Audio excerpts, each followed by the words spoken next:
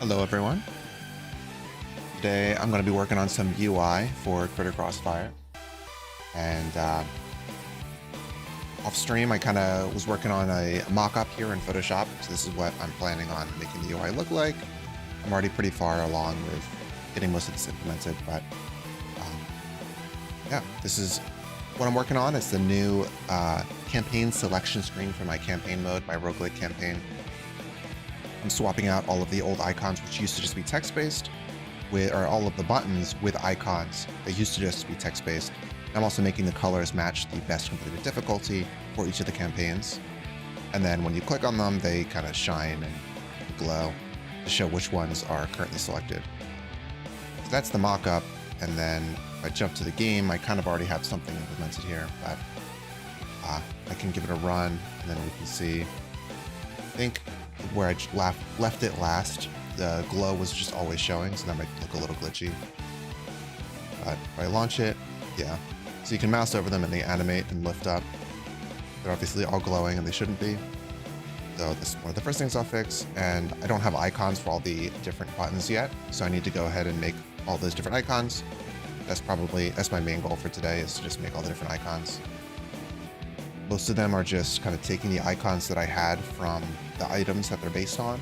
Like, for example, this grenade ammo one. This one is just straight up from the ammo type that I already had.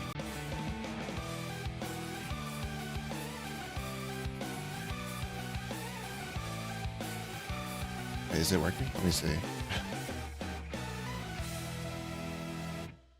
YouTube says excellent connection. Is it only Twitch that disconnected? Oh no, it seems like it's back. Okay. Little hiccup there. I guess stream crashed for a brief moment. But yeah, so what I was saying is the state of it being selected still needs to be controlled from code. I'm mostly just kind of working on the animations in the UI today. But in terms of the clicking and the mousing over and the color swaps, it seems good. Real quick, I'm going to fix that glow issue. And the way I think I'm going to do that is just in, which this isn't really visible here, but I'm using Playmaker to control the animations. And so I can just hop into Playmaker and add a activate game object. Specify a glow, and that way it will show only when it's selected.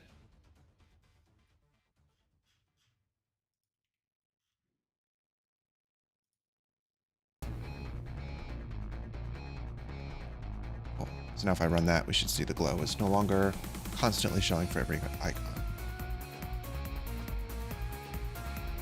Now there's also a bug where if I backed out of the menu and then went back in, some of the icons were in a weird state. So I'll have to fix that as well. It seems like they're locked. Yeah, I need to turn them off on locked as well. And now you click it and it pops up and it glows. Looking good. Need to remove it from the locked state, which is simple as copy paste. And there we go. I think the first thing I'll do is probably go through and make different icons that I need.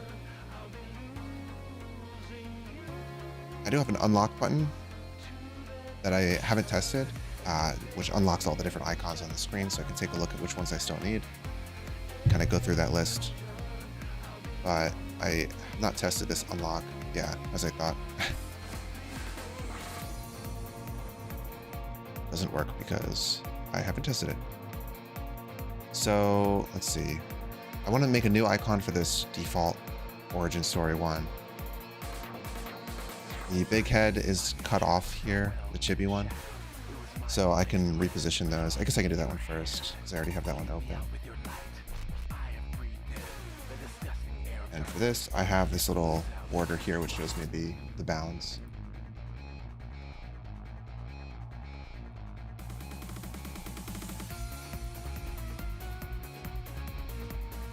So what I'll do here is I'll kind of move this one over because I have a lot more space to play with.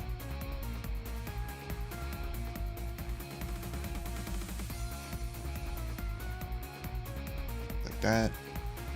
Then this I'll also move over a little bit more.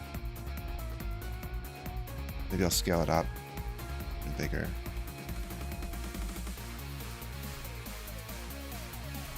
Because I do like them overlapping a little bit.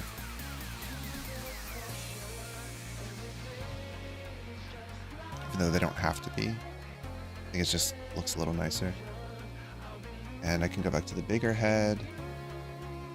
And I have the shape here. Is this tool? Yeah, I should be able to move the whole thing.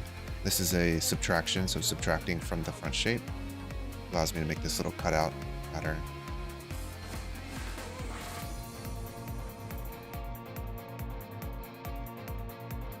And if I hop back to Unity, a little bit better. Maybe they're still a little bit too big.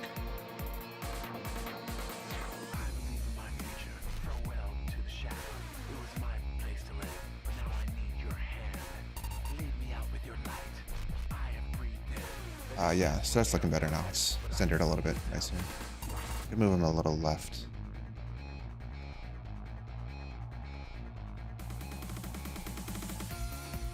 There we go. Yep. Hearts look nice. They could maybe move down a little bit. That's over here.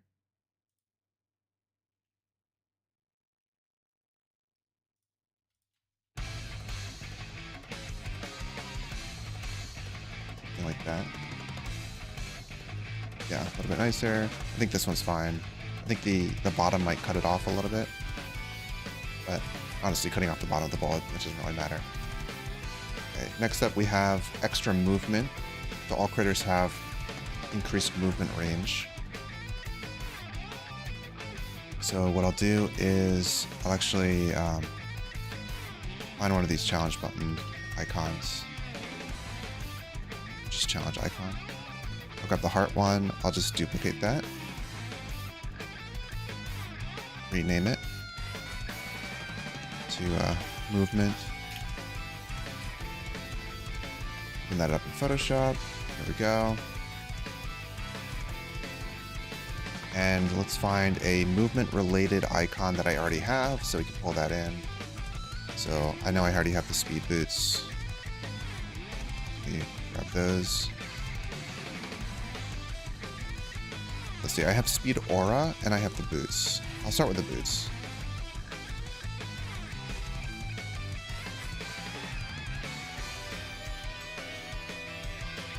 So what I do is I pull that into a separate window and then I drag these layers into this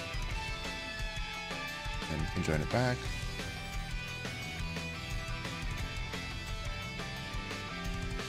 Thinking I might want to keep the plus. Plus is kind of nice. I'll resize these. I could just keep the boot.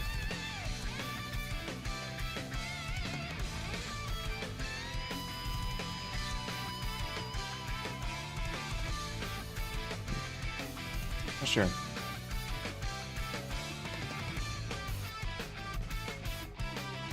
For now, let's keep that there, but I'm going to make a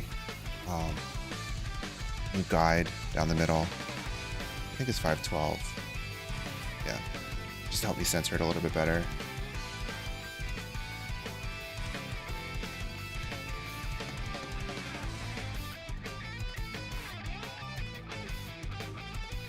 I hide the trail. Will the plus look better? Plus boot.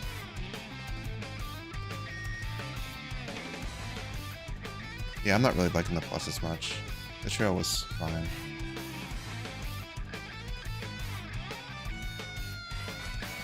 Censor that.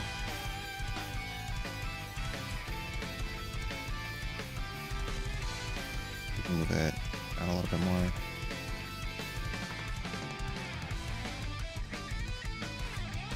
Okay, so back into Unity, I can look at the icon. Should have all the properties set up correctly because I duplicated it from another icon. If I go to the movement challenge, I can drop that icon in there.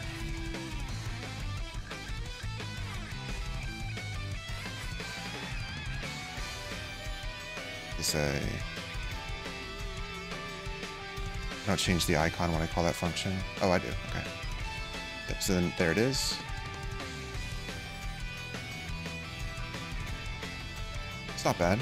It kind of represents what's happening. It seems a little too far to the left. Maybe that's just because I'm looking, it's on the left side of my screen. Welcome, Alex. Yeah, I'm doing icon work.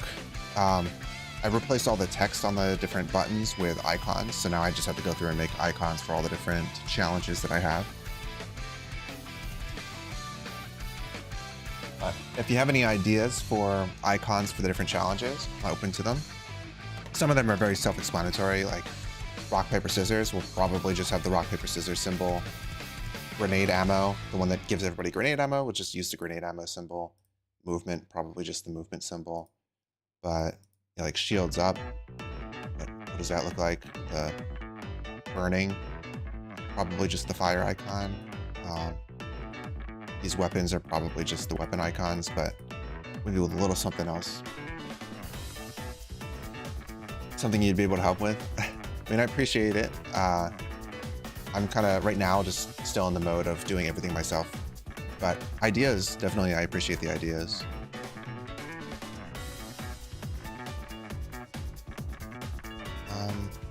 Okay, so rock, paper, scissors. The thing with the rock, paper, scissors is I'm currently using the hands, like rock, paper, scissors with the fingers, but I don't know if I want to keep that. I might just switch it for, what is it? Oh yeah, ideas, for sure. Oh, also, if you have any clever names for these challenges, I'm open to that as well. So, real quick, Alex, did I ever send you a key to the game? I'm looking at my key list here. I don't know if I ever did.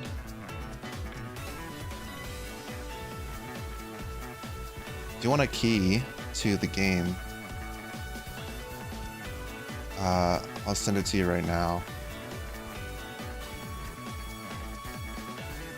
Yeah, and there's a little code you can enter. I'll send it to you in a sec. But yeah, you can access the beta of this campaign mode. Why am I not seeing you on here? Here we go.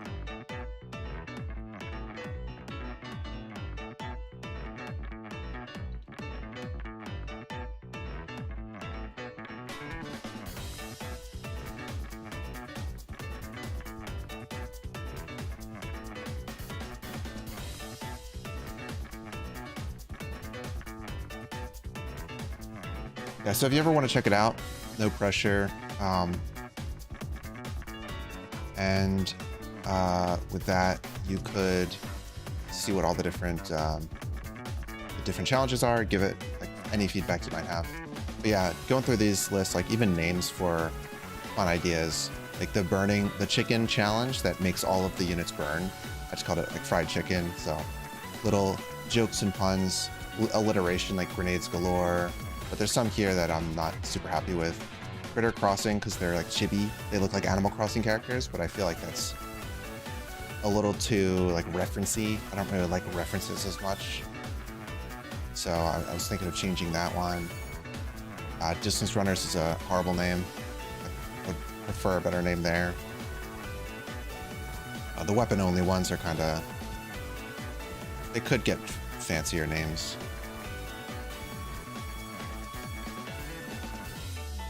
Try it before the end of the night. Just making and eating dinner first. I appreciate it. Yeah. Any feedback? Happy to have you play it and give me what weapons are overpowered, what things are broken, any bugs, any thoughts you have. Okay, so let's see. We got rock, paper, scissors next. So I will duplicate this.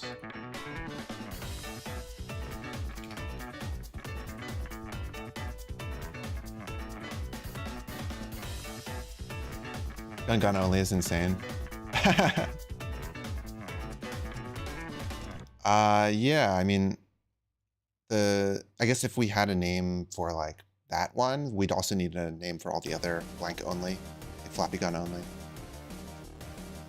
And those challenges, I'm debating possibly cutting them entirely because I'm not sure. I mean, some of them are fun, but it's like when a quarter of all the challenges are just use a specific weapon only. It's kind of overkill, it feels like. But the way it works right now is when you beat that challenge, you get that weapon. So you have to beat gun gun only to get the gun gun. And you have to beat the flappy gun only to get the flappy gun, etc. This is rock, paper, scissors. So I'm gonna find the, is it RPS? Oh, the status effects.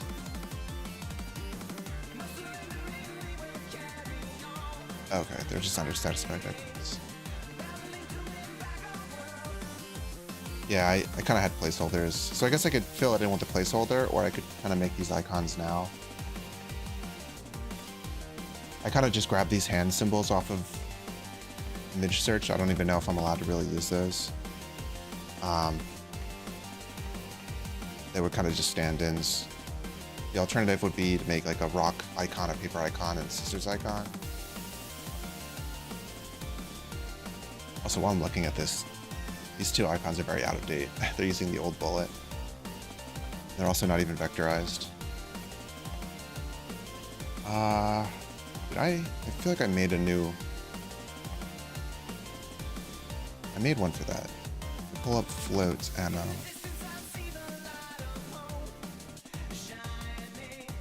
There's float ammo. I'm not seeing it. Go back here, look up float ammo. Oh, here we go. Yeah, so we got a new shape for this. So if I pull this over, just while I'm already here, pull these in, back, status effects, move this over, scale it down.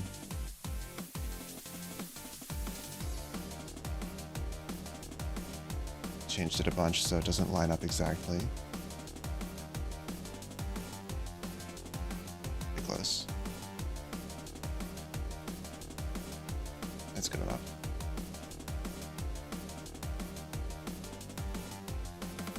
Not vectorized.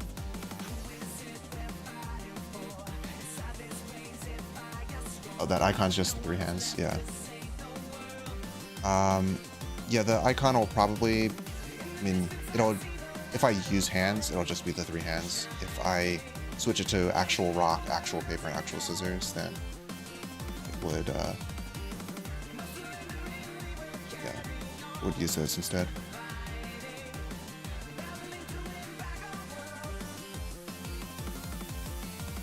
So, oops, what did I just hit? Okay, I'm gonna drop all of these into a folder, then I'll copy the layer style off of the old one, paste it on this one, hide the old one, there we go, converted. And vectorized, so it looks all pretty now.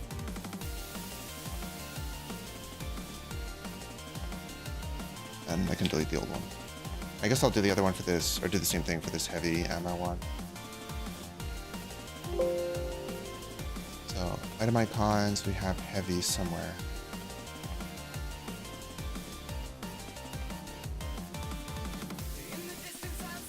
See, homing, helmet, here's heavy ammo. Yeah. Okay, looks like I was experimenting with some other possibilities, but drag this folder in.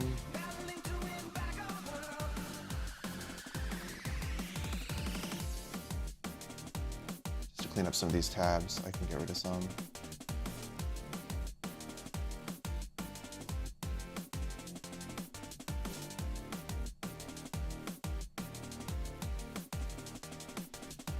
Same thing, copy layer style, paste layer style here. Make it smaller. The sun is falling in the sky beyond. Light is fading from our world. guess it's fine, the bullet being black. Here I made it white, but I guess it is black because I gave it the stroke and the drop shadow.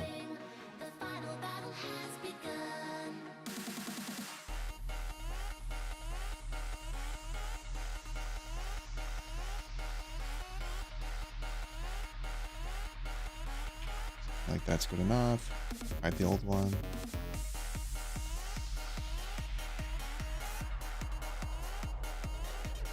Yeah.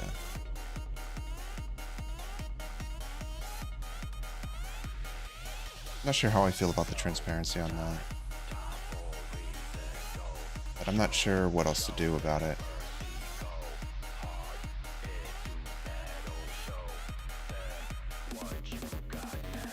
'Cause if I fill it in with a color, then I guess I could fill it in with black. I'll leave it for now. The head is also not vectorized. I think the fire is. This probably isn't.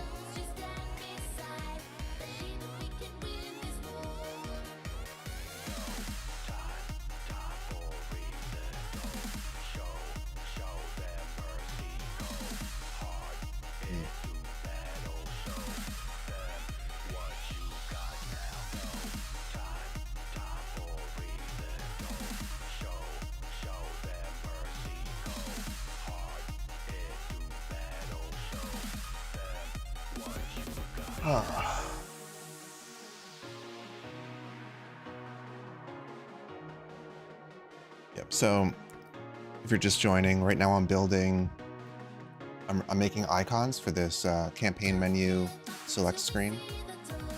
So I have these icons, or rather I have these buttons, and each one's gonna have an icon representing the challenge on it. So for example, this one's rock, paper, scissors. And so theoretically I'd have a rock, paper, and a scissors icon. But I was deciding, previously I did hands for the rock, the paper, and the scissors, but I'm not sure if I want to keep those. If I should go with just like an actual rock icon, a paper icon, and a scissors icon. I'm still kind of figuring that out. I guess what I'll do to start, just so I don't kind of stall, is I'll keep the hands.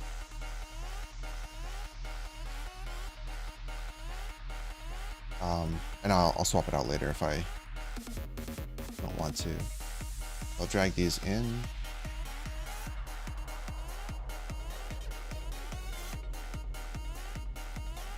What did I just do?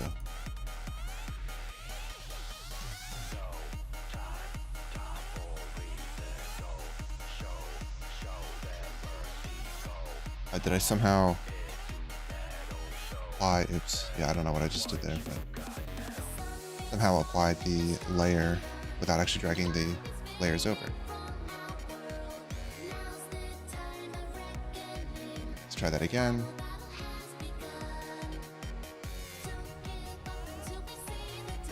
We got rock, we got paper, we got scissors. Drag this in.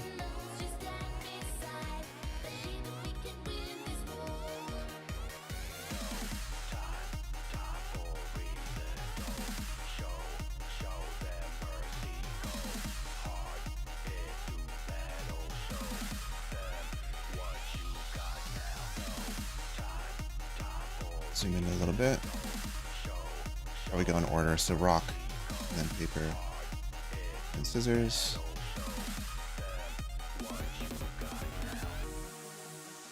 The old shoe that I'd copied over, and the plus. I'm gonna lock this working space so I don't keep accidentally dragging it. And I will scale the hands up. Even though they're not vectors yet. So they're gonna look super blurry, but I can always come back to it.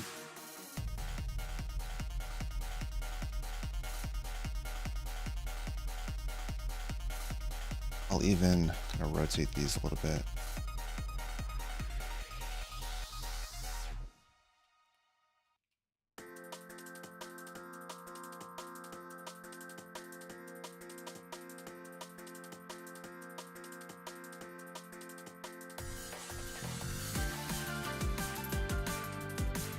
pull the hand in. Just rough layout here.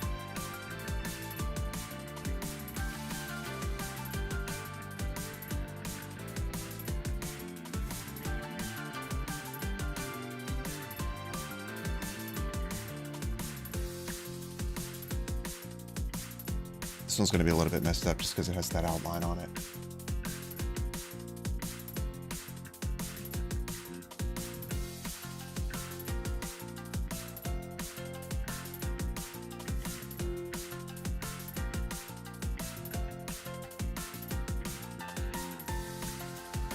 Yeah, so the black outline needs to go, but other than that,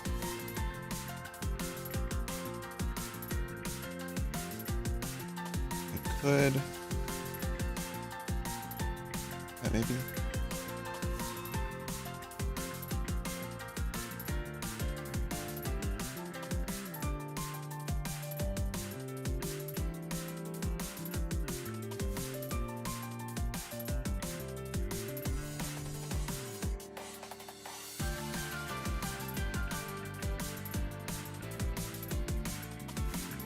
I messed with the contrast.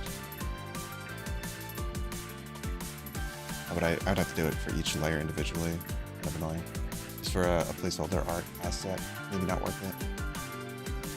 But if I did brightness contrast, there's the contrast just to get it really thick.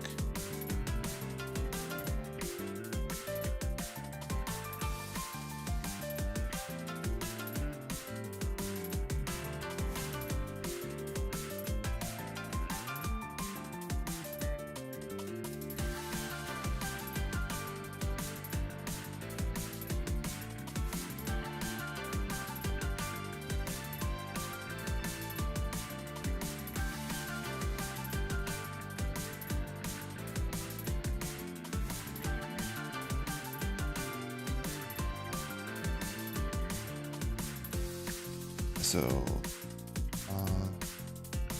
for now, just deleting the black. Again, placeholder.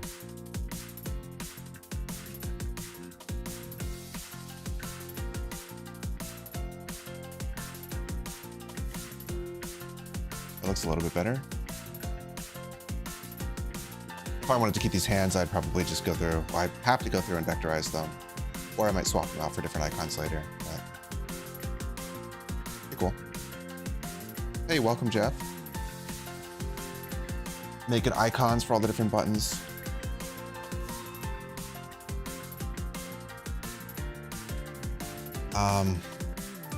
Yeah, I'm kind of just going through. Gotta fix this that issue to even see the other ones.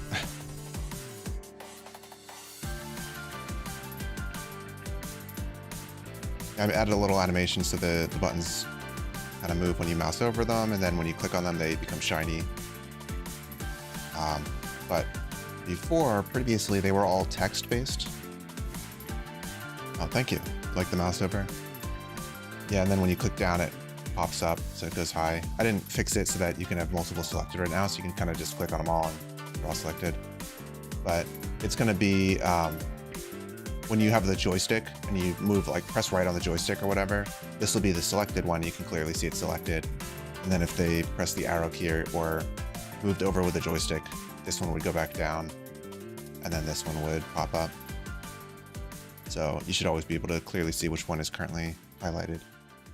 I think there needs to be some movement as well to indicate that it's highlighted. I might make this shine a little bit more apparent and then have it loop or like cycle through, something like that. Yeah. So shields up. They start with a random shield. That one I could probably just do like the different shield icons. Do I find many people play with a joystick? I think so. So first of all, it's critically important that I do joystick because Steam Deck and I want to like ideally ship this on Switch as well and hopefully Xbox as well. I think most people just playing on their PC probably use mouse, but I have a lot of people who ask me like, oh, is your game on Steam Deck? Can I play this on Steam Deck? And so I do have to add controller support for Steam Deck. There is a pretty big audience for that.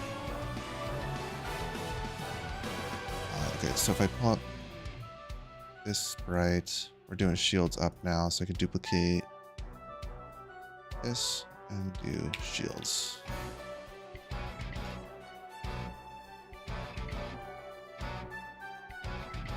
Post it back to Photoshop. I can kind of delete these. And now I have an icon for the shield. Maybe I can just do the icon for the shield and put a question mark in it. I don't really want to have multiple. So this is the shield icon that I made.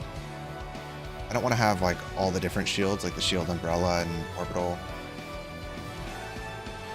because I might add more shields in the future and I don't want to be stuck with just those. Let me pull up the orbital shield as well, because I think that one, oh, actually I think that one was just the shields. It's spinning.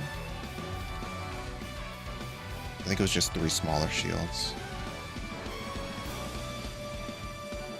Where is that? Here. Yeah, so this one was just 3 smaller shields spinning.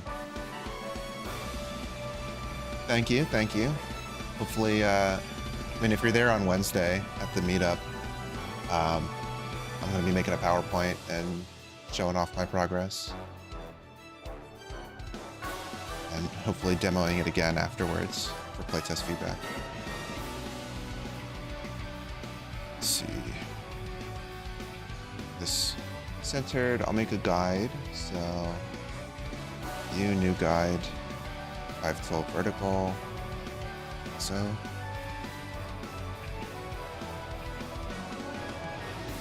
hopefully centered. And then I'll zoom in and make a question mark. Not exactly sure how to do this though.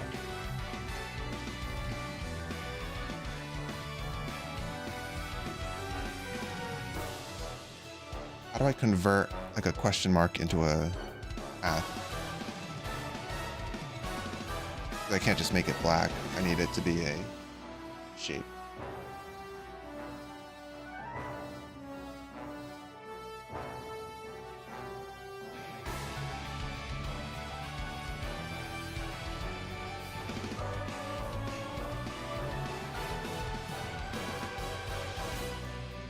So I could either do the question mark, or I could do, like, put these in a folder.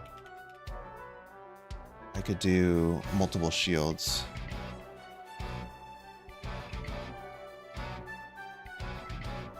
So like one in the middle, and then I could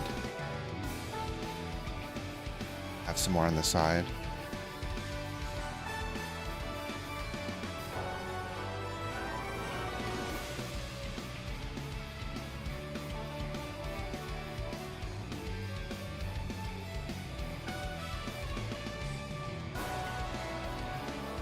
Now we have 3 shields.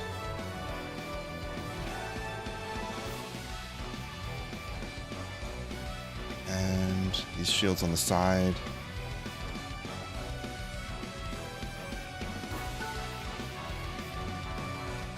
Well, they're not combined. I wonder if I could combine the 2 shapes. Yeah, I can. And then on top of this, I can go here and say subtract from front shape. And just do that.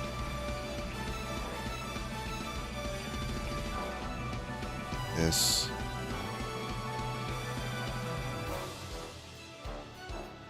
Like that. Just so that the front shape, the shield in the front is kind of taken.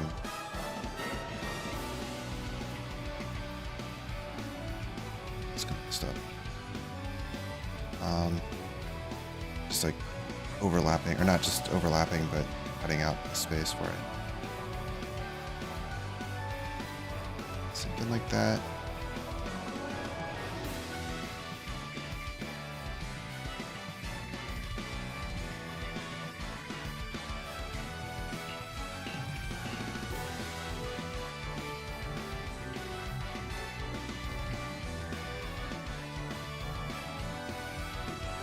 Not bad. So I can actually delete this old shield. Duplicate this one now. Flip this one horizontally. Drag this one over.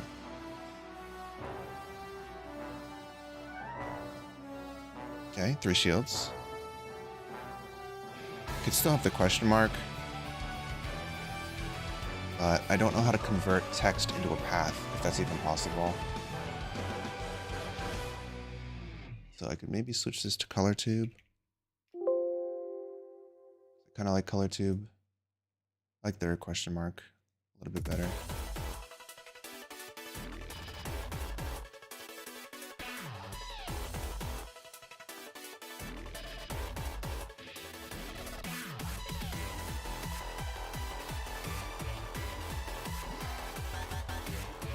One thing I don't like about the color tube question mark is it has this little like point on the top, which I always thought looked weird. If I undo, oops, that's the other one.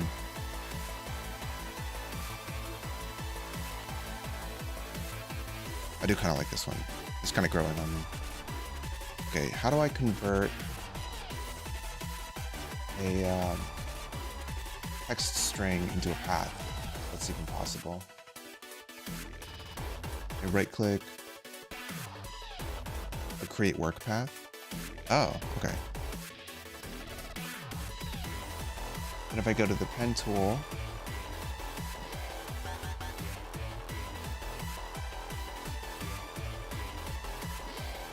okay. And now if I go to is it shield, the original shield, I drag this layer in there. We have shield inner.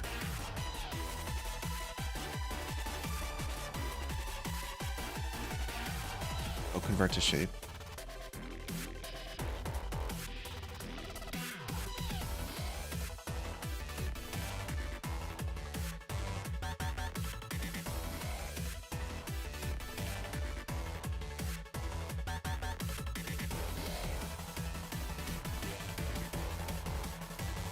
I grab all these points. All right, I guess I can do the path selection tool. Select these 2 paths. And with that selected, now I can go to this subtract from front shape. Then Control E.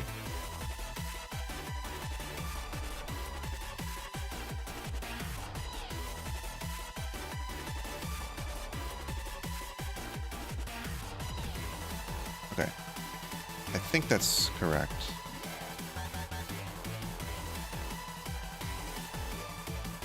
Now this should be a shape that is subtracting from front. There we go. If I make this hidden, yeah, there we go. Awesome. If I look up the shields challenge, pop in that icon, refresh. I'm not gonna be able to see it because it's locked.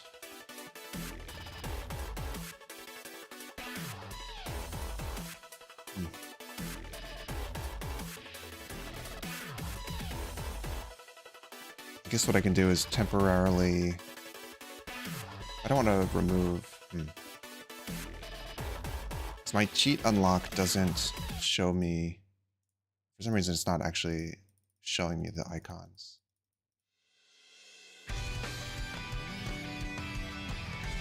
Why is that happening? Let me look at the code.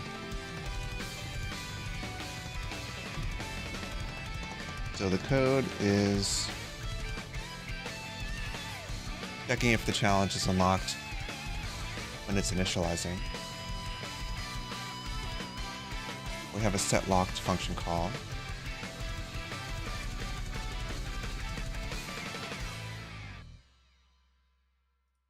When we call the cheat function, we call set locked false, but it's not. I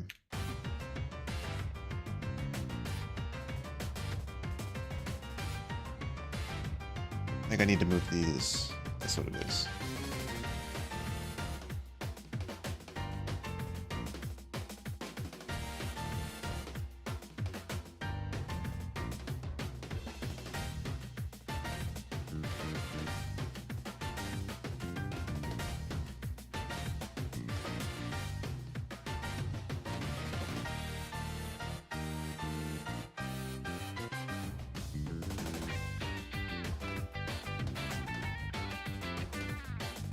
Always takes a little while to refresh, but here we go. So what I just did was I fixed the cheat to display the correct colors when you unlock. You use the cheat unlock button. I should be able to preview the icons a little bit better now. Oh, okay, there we go. Cool, so the shields icon is looking good. Maybe it looks well, I guess it's an illusion. It looks a little off-center to me randomly, but I definitely have the guideline here, so it should not be off-center.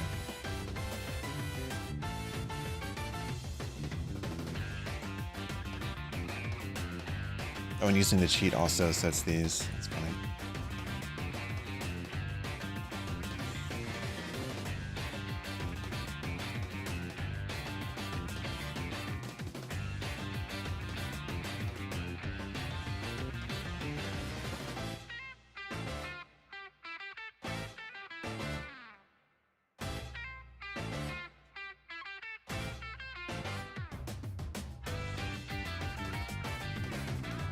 I feel like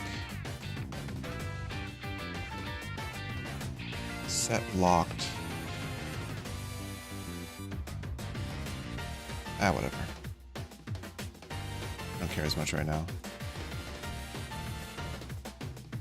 I'll fix up the cheats later. Now I'm just focusing on the icons. Okay, so now for this one it's burning. The units are always burning, so I have a burn status effect icon, which I can use.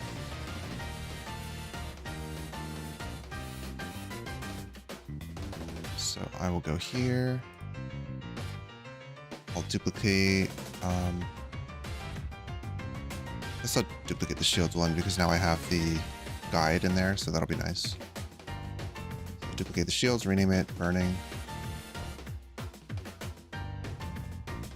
Open that up. And save it. Let's take a look at my icons again. I have one called burn ammo. This is what the burn ammo looks like. We also have status effect icons, which has its own burn.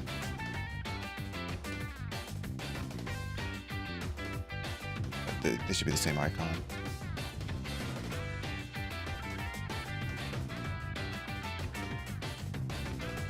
Go here.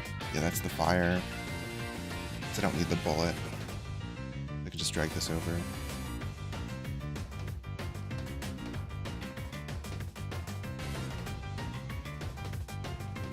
Delete the old shields. Don't need those anymore.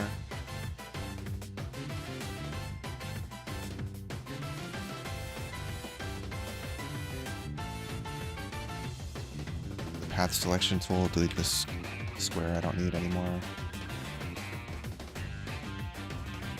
Make the fire smaller. It could be something more interesting. Just having a fire is probably not that interesting. If anyone has ideas for how to make this one look better, open to ideas.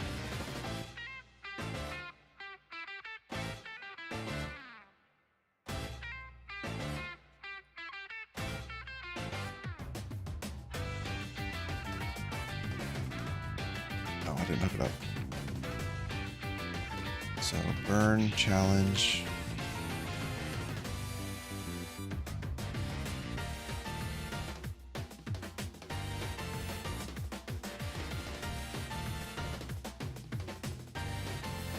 Wait, why do I not see the icon?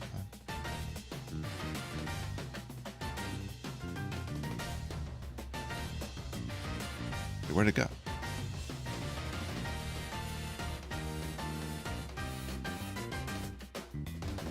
Oh, I spelled burning wrong. Oops. That's bad.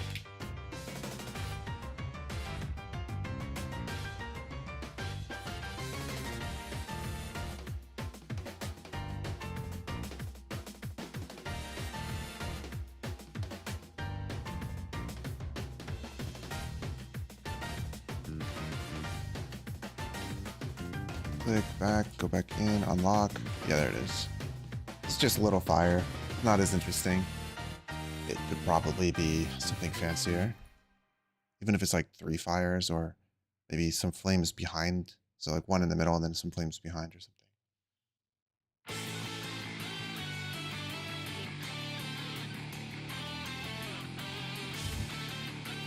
Just doing a first pass now because I want to push this update, but once I remove the names, then I need something on the icons or something on the buttons. So I want to make the icons first.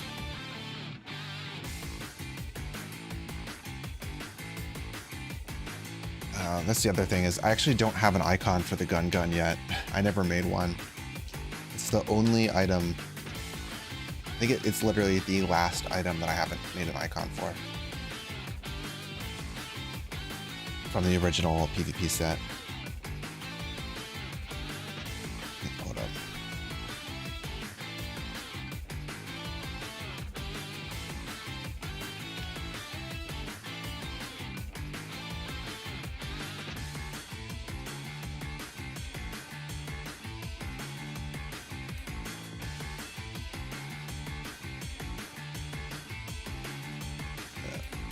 Item icons. Yeah, it's still using the old icon.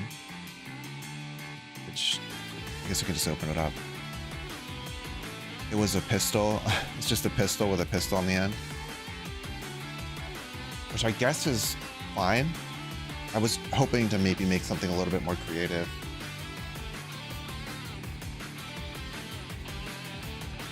But someone did in a playtest comment on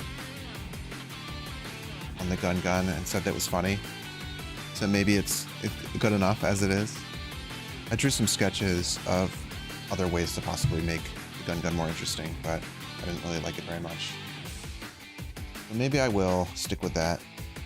And since I am actually using it for real this time, like actually doing it, I might as well make the gun icon while I'm already here. So I'll find the pistol icon and I'll duplicate it. There's that. Got Pinata. Yeah, I see pistol. Oh, there it is. Cool. So my process for making item icons is kind of similar. I have a guide in here showing what it would look like in an item box or in an item order. So what I'll do here, I will actually go here first. I'll look up item pistol.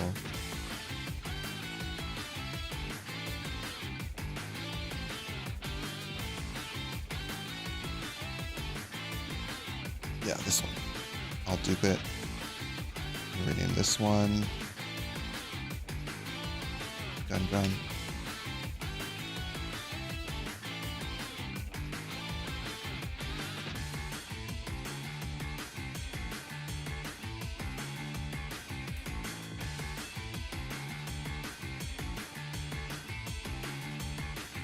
Go. Exit the pistol.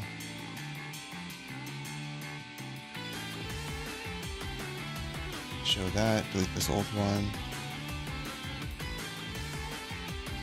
And here, before I rotate it, actually, I will duplicate it.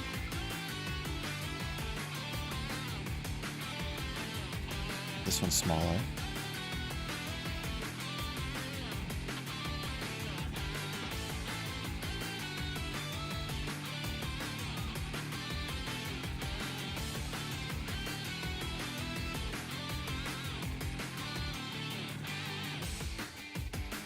A little awkward with the aim guide on top, but let's see. That was always there. Kind of sitting on top.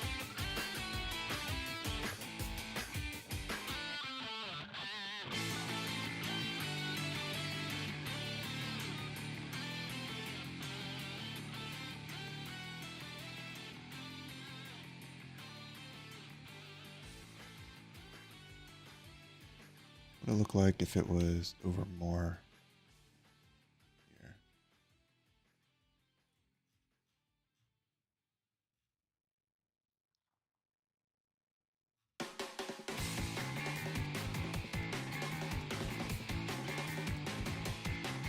Good enough.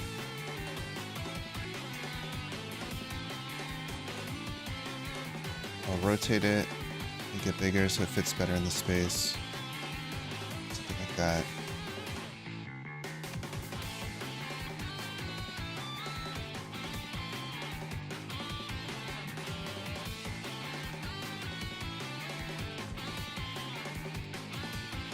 be a little big. I still want to sell that as a pistol size, so I don't want to make it too big or else it'll look like the gun's bigger than it is. Like that seems okay. I hide the shape, save it. Not too bad. And now if I go gun, weapon, drop that icon in. Cool. Now I can go back to, let's see, RPS, this guy, grab the shields, duplicate. This is the gun challenge. Can open, grab the gun again, and grab these.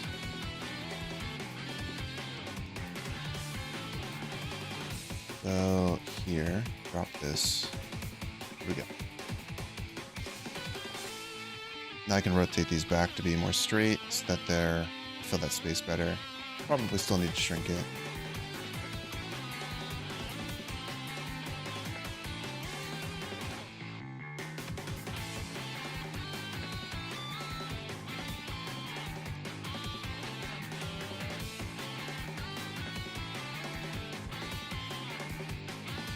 Let's see.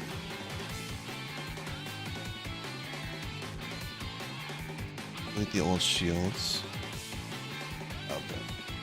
So now these got in that folder, so drag them out, delete the old shields. Straighten that out. Make it a little bit.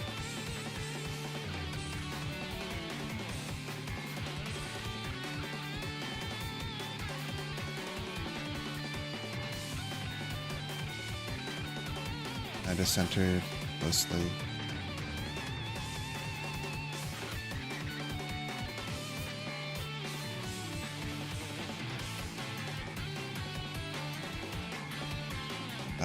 Oh yeah, I'm good.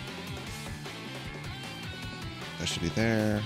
I'll go to gun challenge.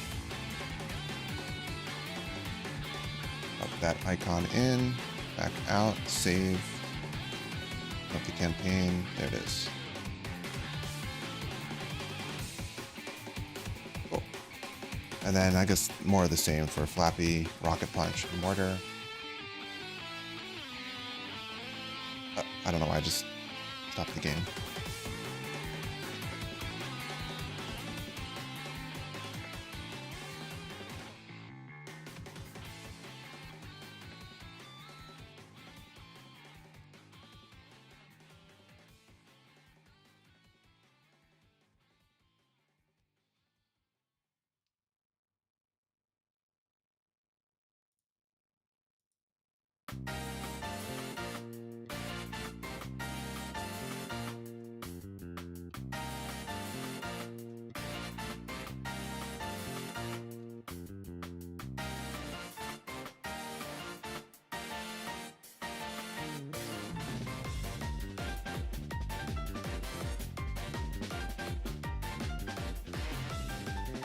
Just take a look at something.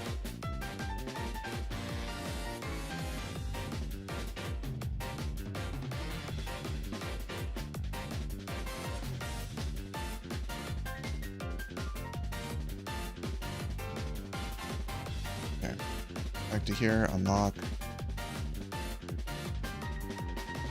Flappy, so let's go back. Shields, duplicate those.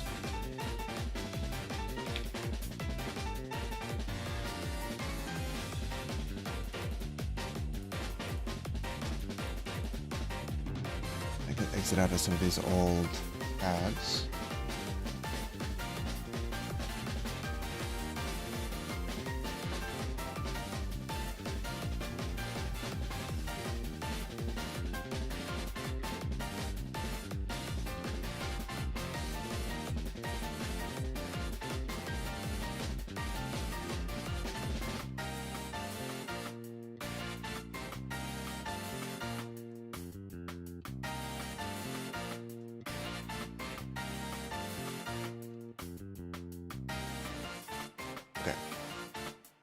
open up the flappy gun. So alphabetical. There it is. The flappy icon.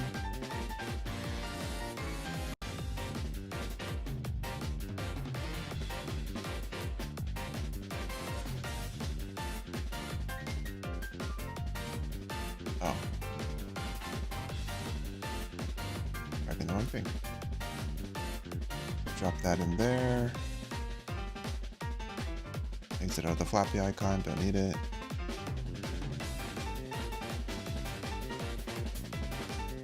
Delete those shields. Flappy down.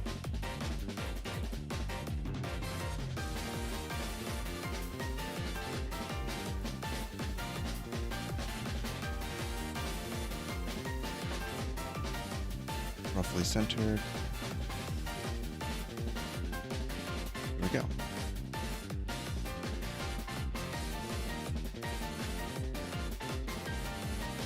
Get up to the flappy challenge. Back, campaign, unlock. There it is. Cool. Next up, we got Rocket Punch. Actually kind of like the Rocket Punch icon that I made.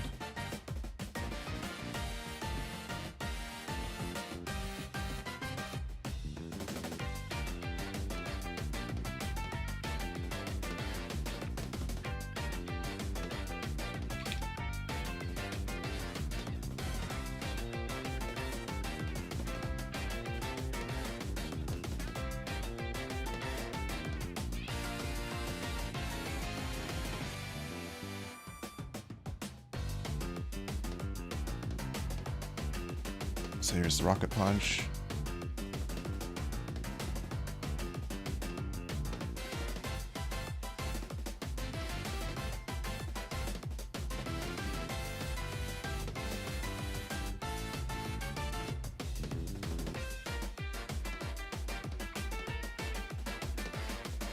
Yep. Okay, exit the rocket. Show that. Delete the bird. As from this, sideways. Fill the space a little bit better, roughly centered. Angle it.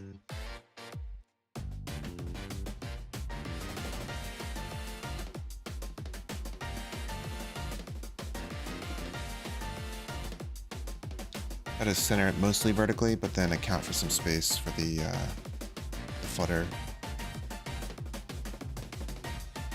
Okay. Like, maybe I rotate this one a little bit more.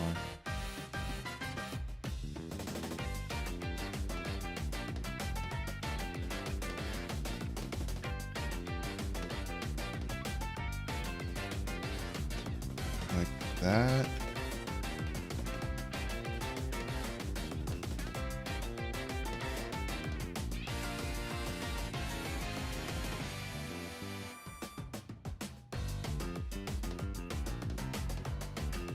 Okay, and then mortars. So let's go.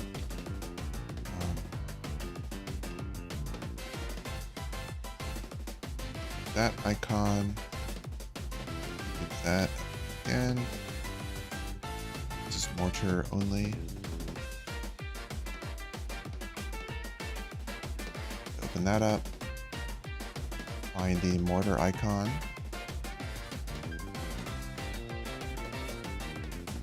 Alphabetical. Go.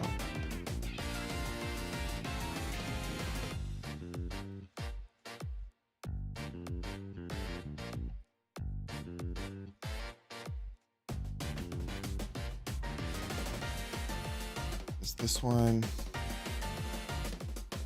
Drop mortar in, back. Delete the old rocket punch. Show that. Shrink it down.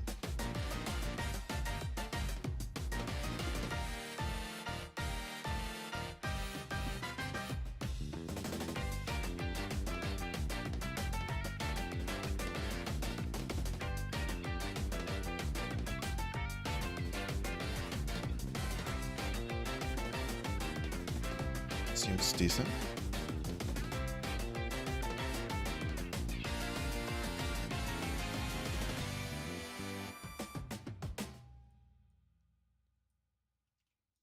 Okay, back, campaign, unlock.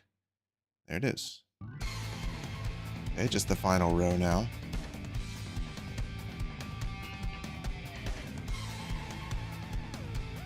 Invisible while aiming.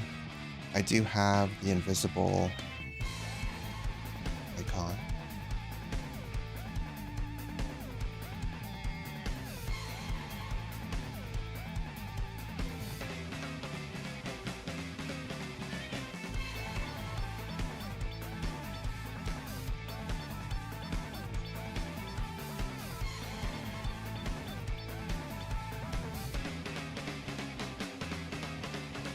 Is it called Stealth Cloak? Yeah, Stealth. Oh, that's not as good because it's just an eyeball. Good start, just not biggest fan.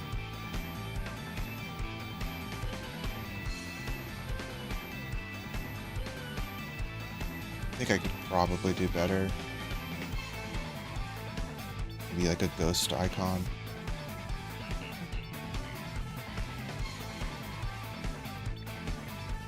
In terms of just getting something on the board for everything. Not terrible.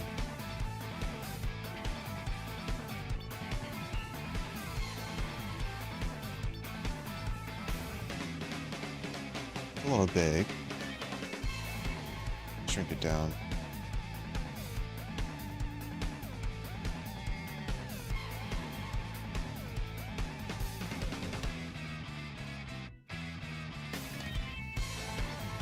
It's more in line now.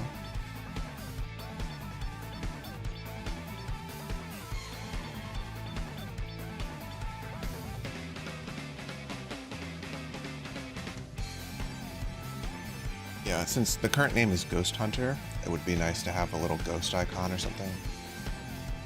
But the eye is the invisibility power-up, so that kind of goes with it as well. Randomizer, I don't have an item for that. So I'll definitely need to make a custom one. Penny Pincher. Rockets, I could do that one first.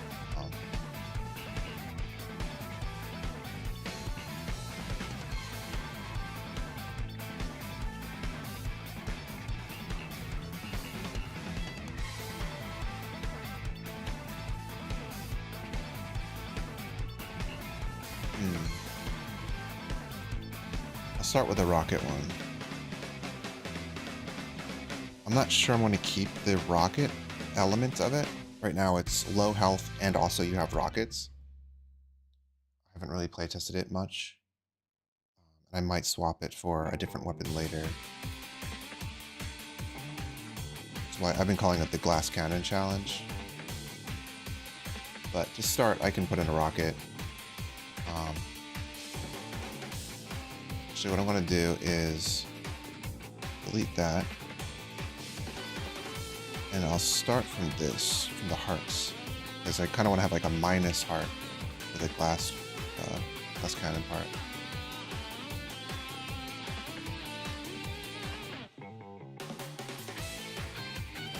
Go here, view, guides, 512 vertical. Here we go.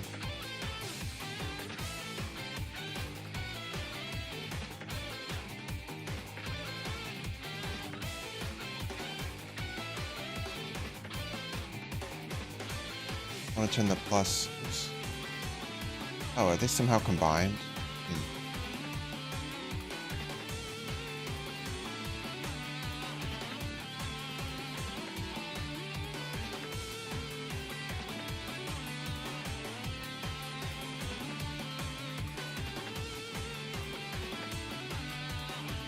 There we go. So now it becomes minus hearts.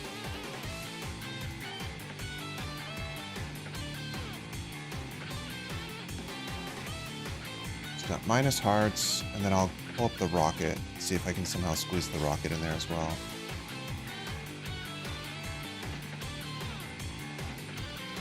It's the rocket icon.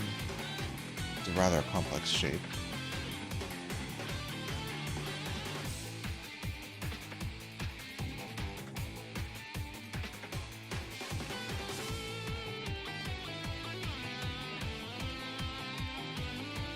Kind of a lot going on. Minus hearts and also a rocket.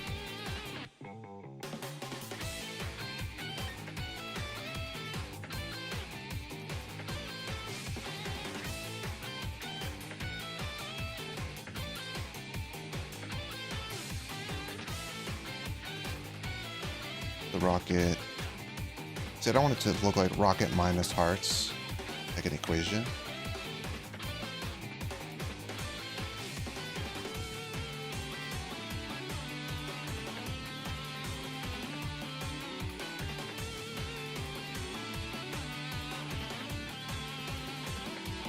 If I straighten out the rocket,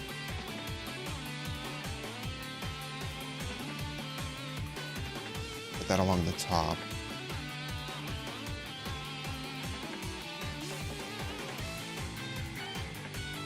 And I take the hearts underneath, shrink them down. So they're not on the same line, so it doesn't look like an equation. Or maybe I put it in the corner, like that.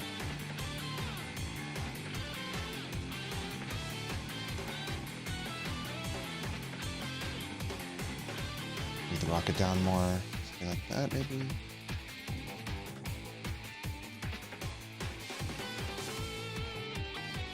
So it fills space nicely.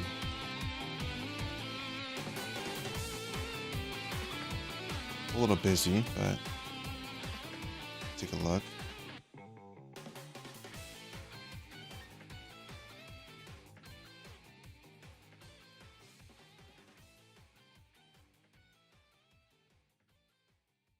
Rocket minus hearts. Maybe angle the rocket a bit.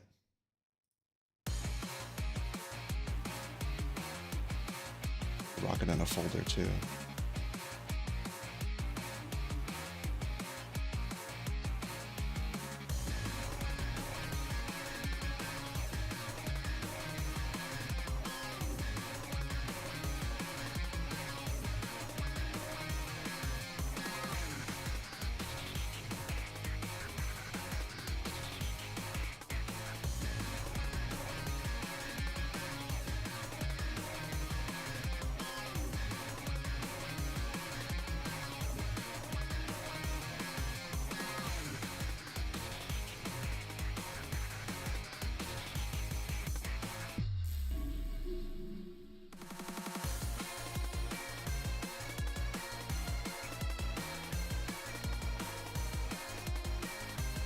I can make the hearts a little bit bigger. Also, I'm not sure I want -2 hearts. I was thinking of maybe making it just -1. And I don't really want to be tied to the icon being 2.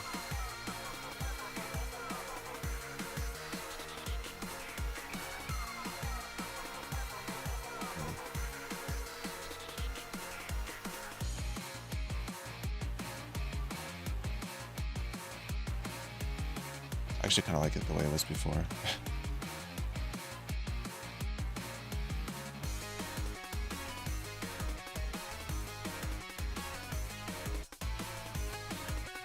Maybe if I try just a slight rotation.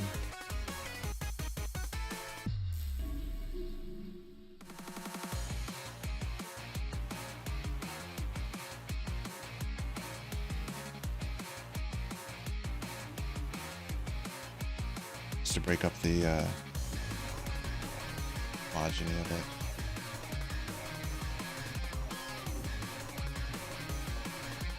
Maybe move the hearts down a little bit.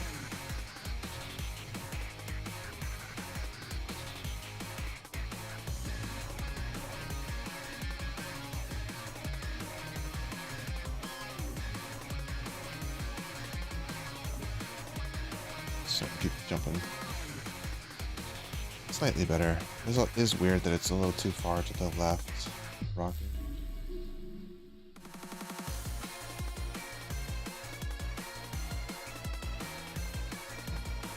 Not super happy with it, but maybe I can revisit it later.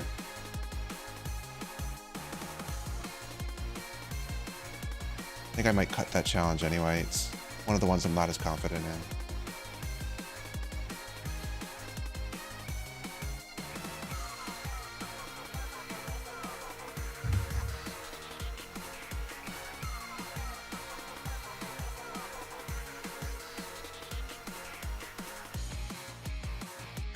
Okay, so we got randomizer. Seems easy enough. It's just maybe like a dice block with a question mark or something.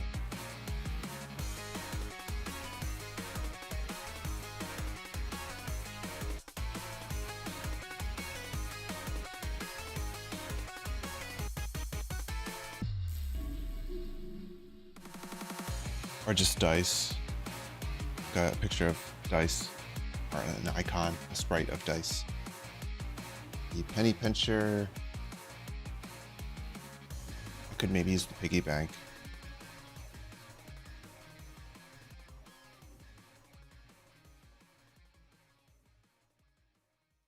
I do have a piggy bank icon.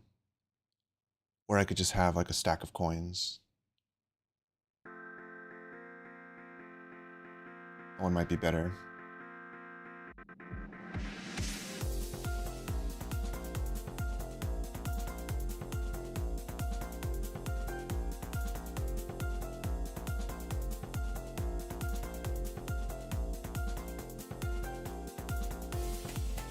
Okay, I'll do penny pincher first.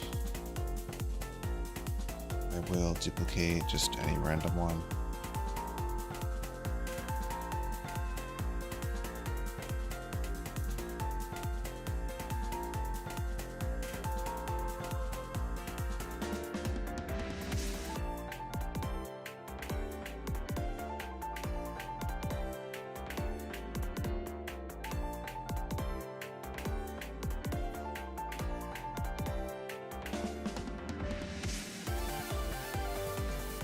My idea here is I'm going to make a stack of coins.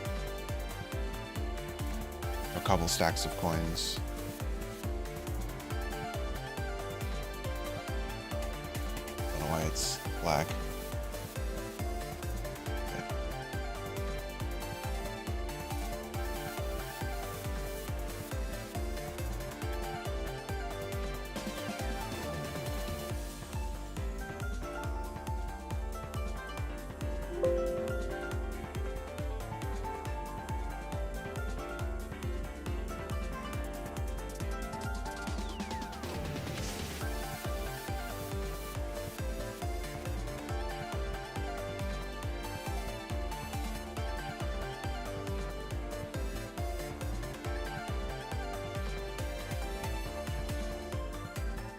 What I meant to do. Copy paste and then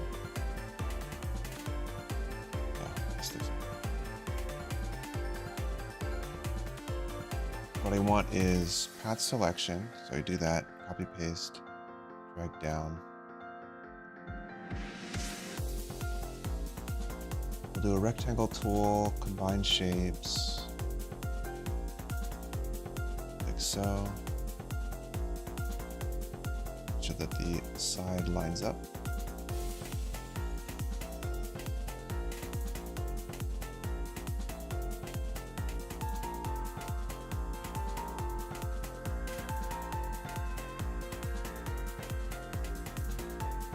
There. I can hopefully stop clicking.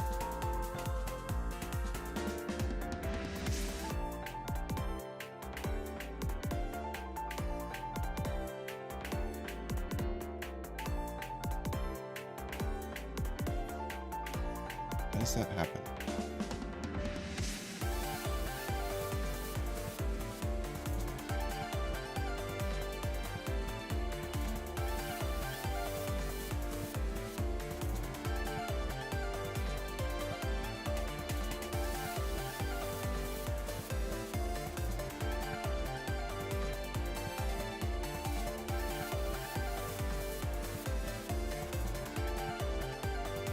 Here we go. We got a cylinder.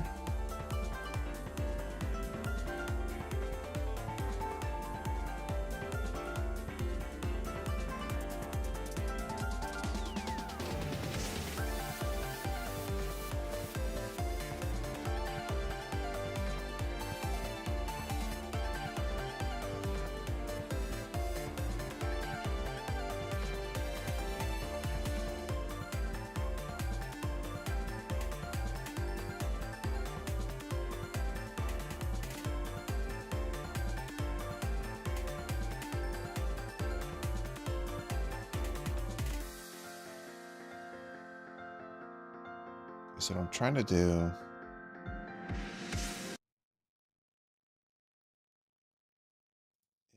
is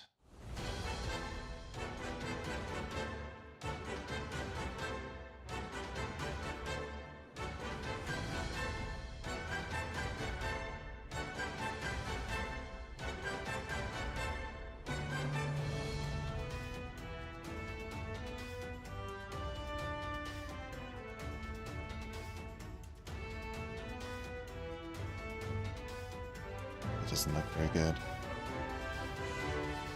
I'm trying to do now is take two of these cylinders and kind of make a cutout.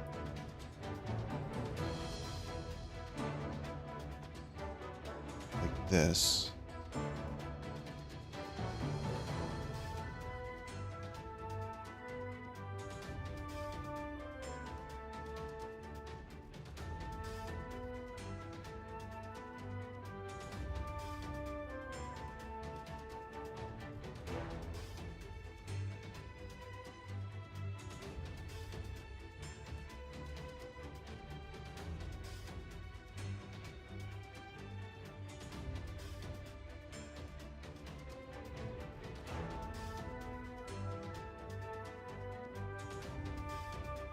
Yeah, I don't think I can do it as easily.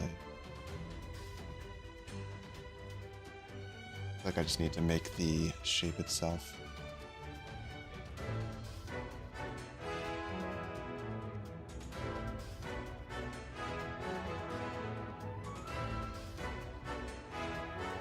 I have this shape.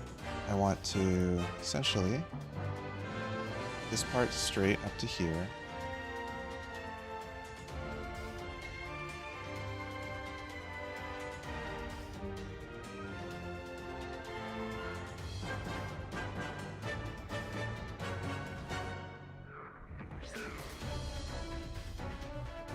Same thing here.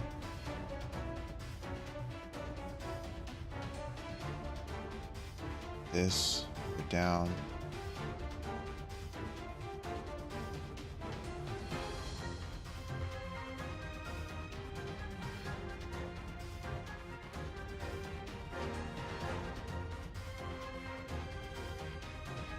Line these lines up.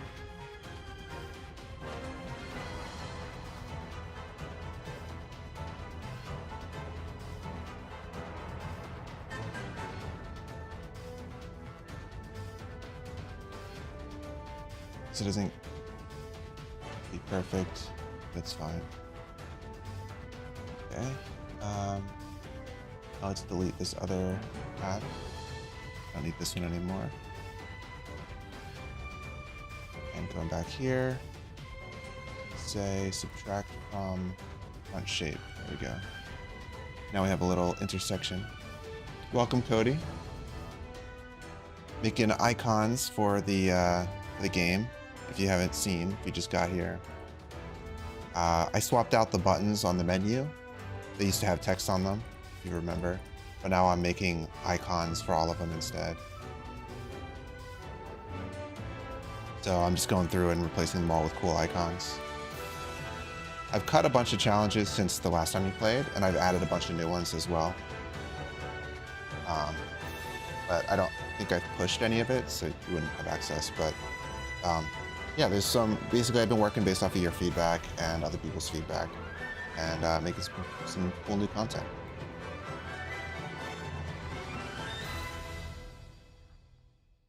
Yeah, so the one I'm working on right now is this one where you start with a bunch of gold.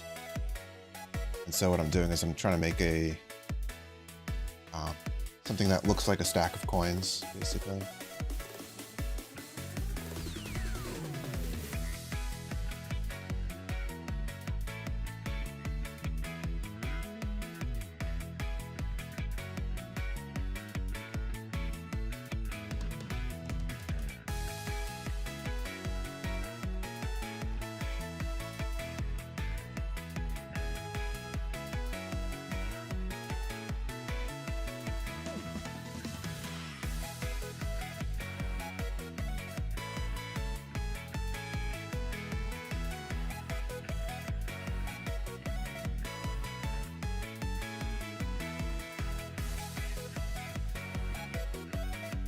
So now on top, I'm actually gonna, do I have a coin icon?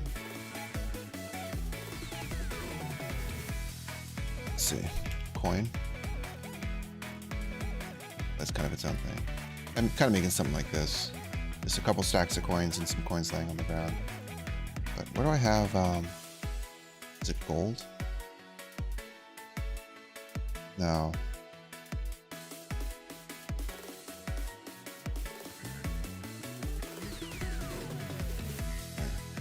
This is a PSD. Hopefully I actually was smart enough and made the star.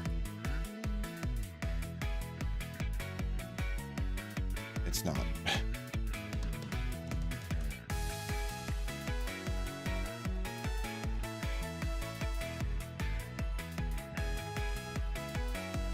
Okay, well, I will remake the star. I'll trace it again. Okay, so what I'll do is I'll pull this layer here, very large. It down.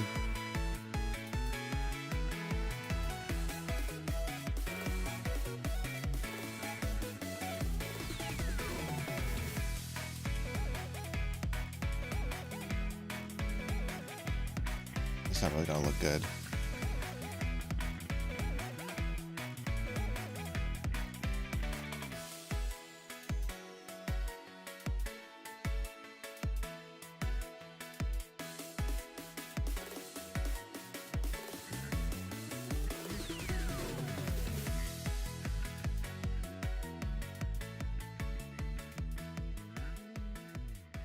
Not a bad perspective.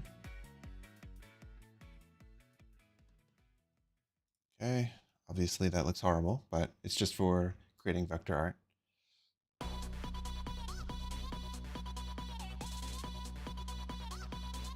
Okay, I guess I'll trace it first.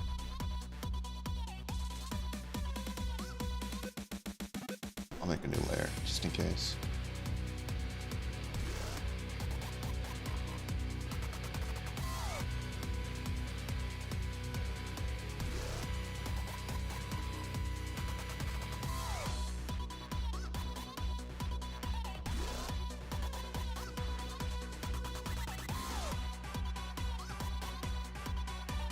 Somewhere around there.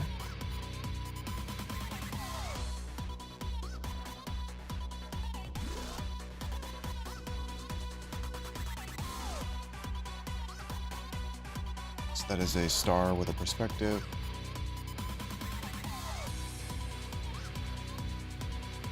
It'd also be nice though to have like a semblance of 3D. These were kind of flat. It's puffed up.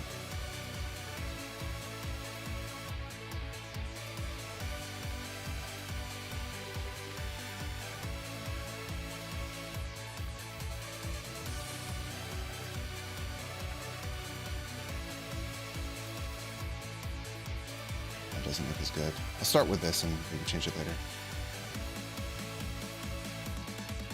And so with this, we can center it.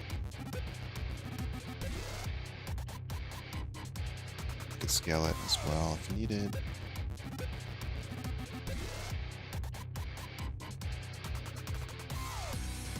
I probably do need to scale it.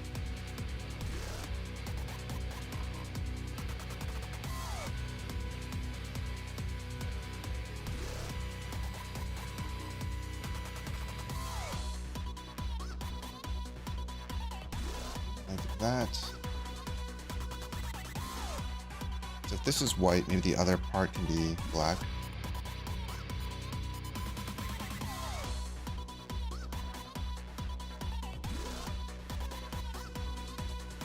So for that, I'll duplicate this, copy paste, Control T, make it smaller. Accept, and then subtract from front shape. There we go. Now it looks like a stack of coins, hopefully. Maybe some of these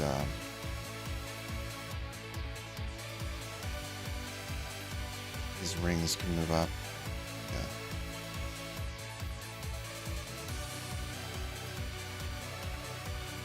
Cool. There we go. Stack of coins.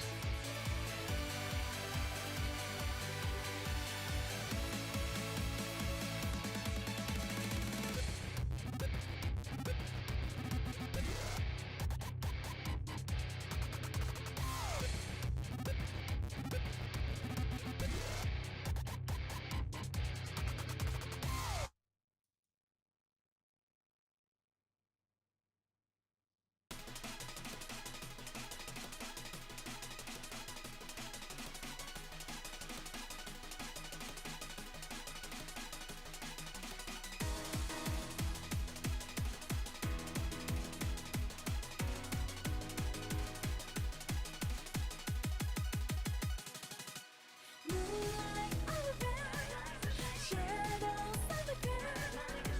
Will there ever be an end? Forever running from this lunar sea. Moonlight I can delete a couple of these. through the clouds. Will I Be about here. see the end? Forever searching for my destiny.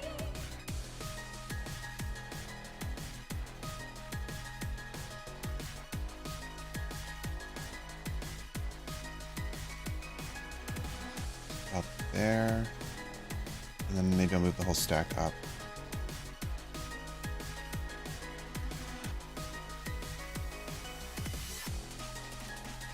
Put these into a folder as well, just to make it a little bit more organized.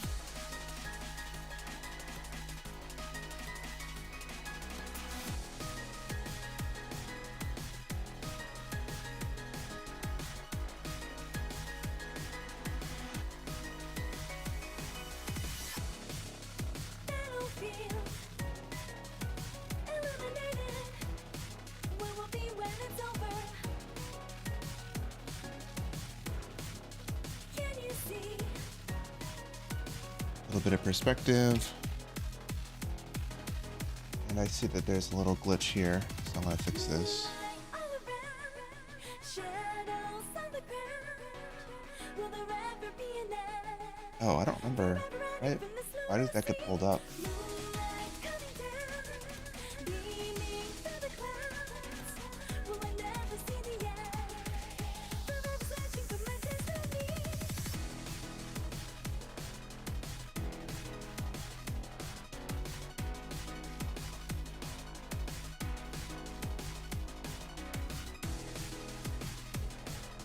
Here we go. So we got two. And I wanted to have like a few loose coins laying around.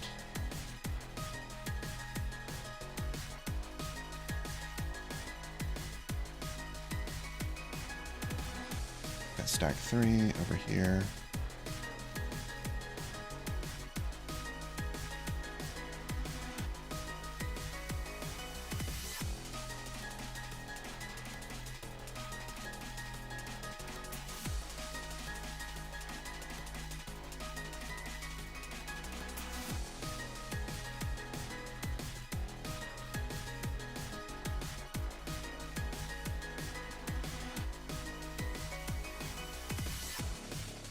Battlefield, illuminated. I'll maybe pull off Be when it's over. just one off the bottom. Can you see? Grab that, and then these. Oops. Moonlight all around, shadows on the ground. Will there ever be an end? That's kind of weird. Forever running from this lunar sea. Moonlight Direct selection tool. Grab these points, pull them up. clouds. Will I never see the end? Forever searching for my destiny.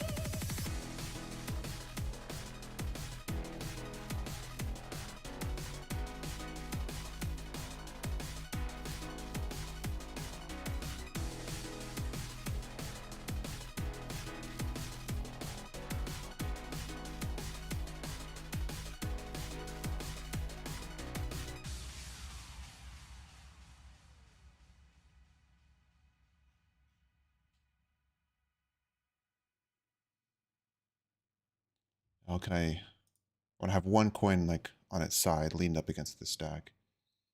So could I just take the first stack, duplicate it,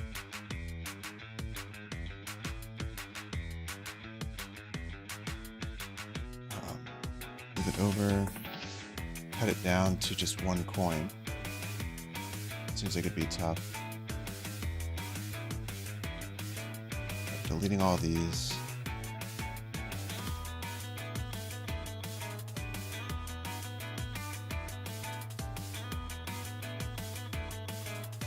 Move it up, take just one coin.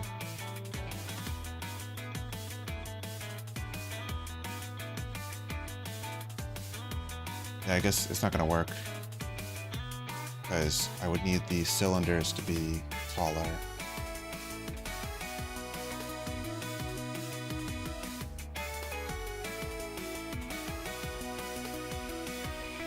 Although this looks cool in its own right.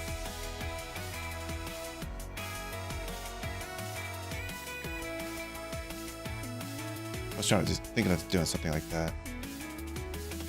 I guess pulling it like so, not so bad. I just have to adjust the thickness. Shouldn't be too much of an issue.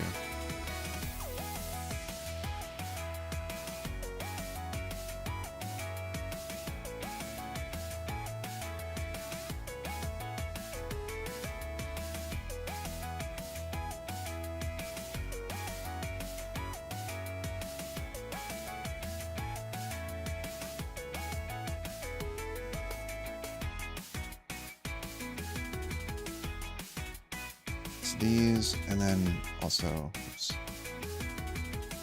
annoyingly that one.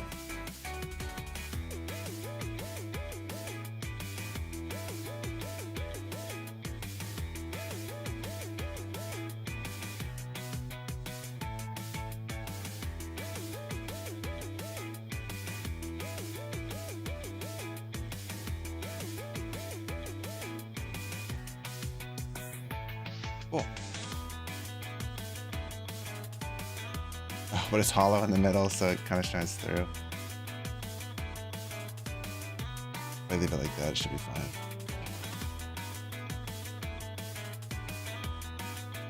Okay, it's not the worst.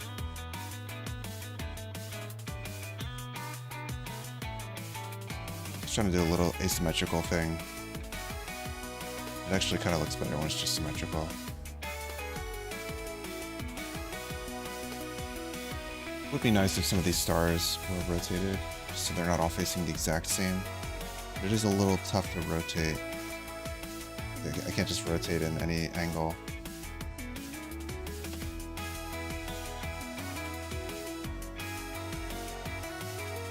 I have to like weirdly skew and rotate different ways, and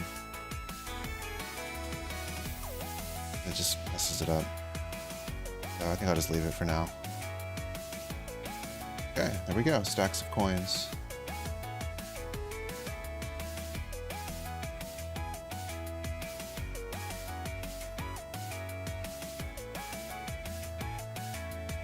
Center it a little bit better. Scale them up.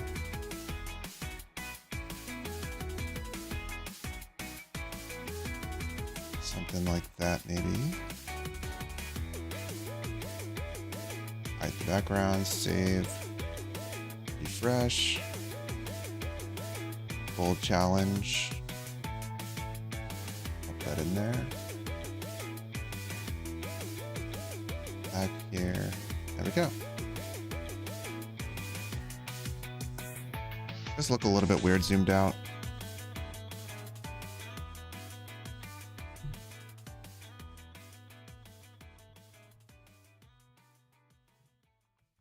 Maybe specifically this side coin, and maybe there should be more distance between the stacks. A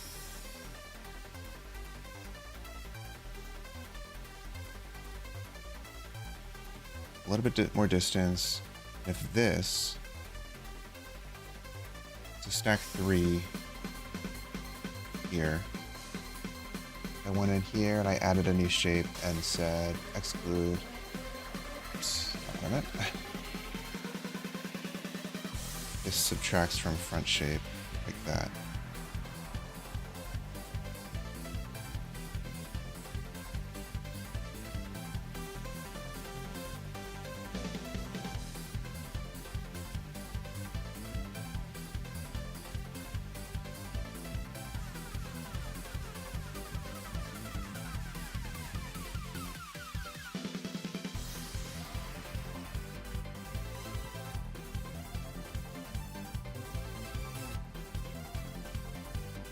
Smooth out the curve here.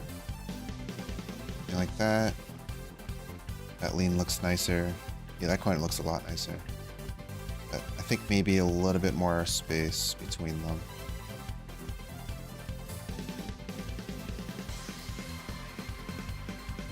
So, go path selection, grab this guy, shift it over.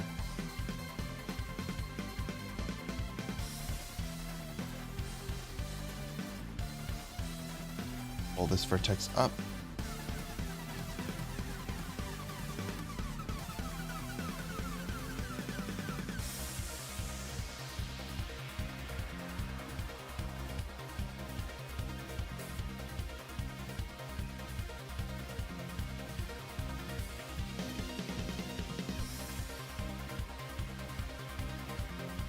Save that, refresh. Looks a little bit nicer.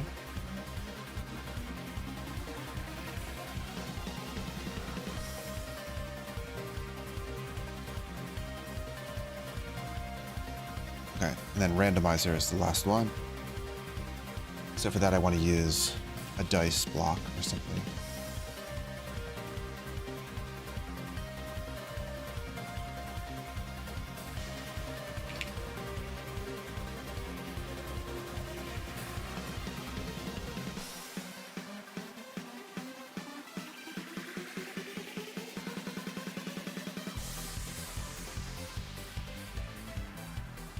Randomizer.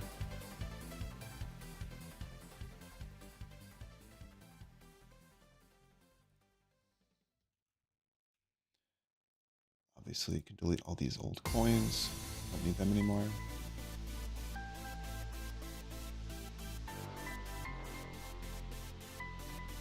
Save that. And first thing, I have to make a cube, which I always hate doing.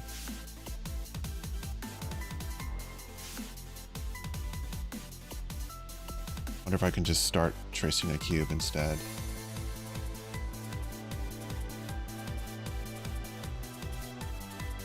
You just go to Google image search, grab a cube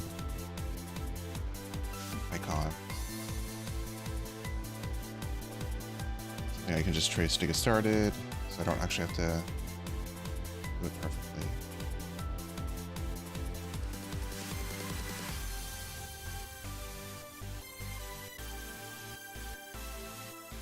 There are people who make cooler dice-looking icons than I would make.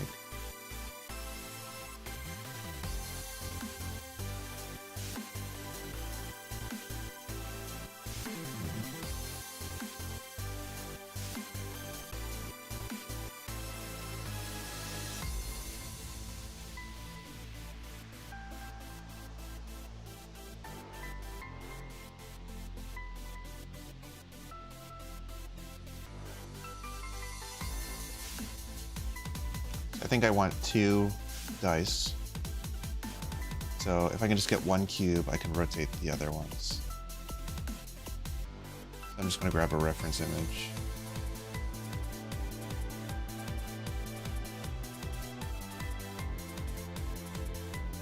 Drop that in here. That is a cube from vector stock.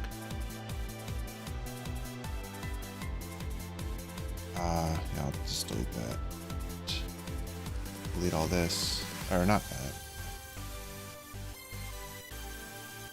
So what I want to do is just trace this inner part.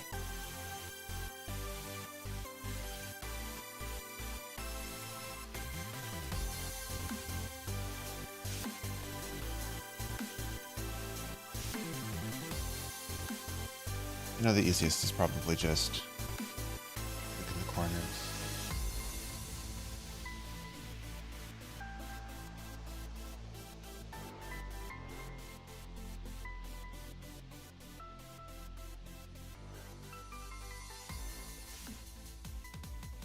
do combine shapes.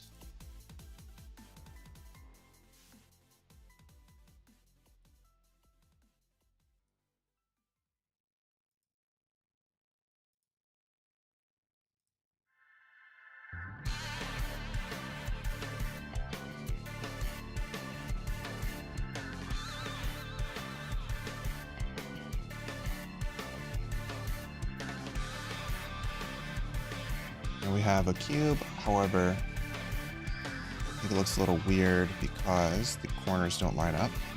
I'm gonna pull those in.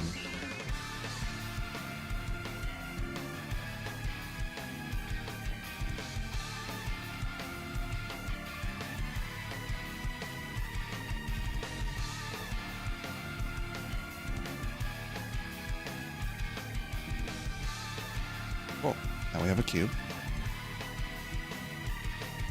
Name this cube. I think maybe places are a little far apart.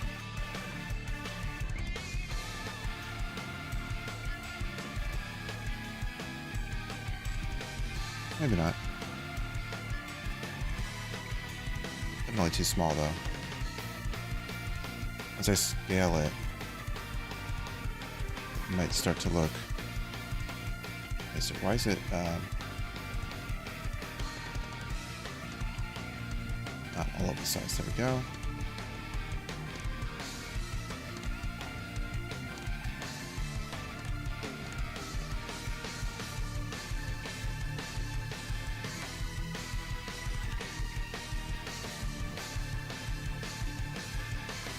We have a cube.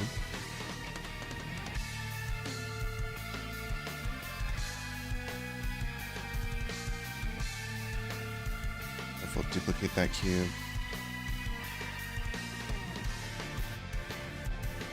And rotate it somehow.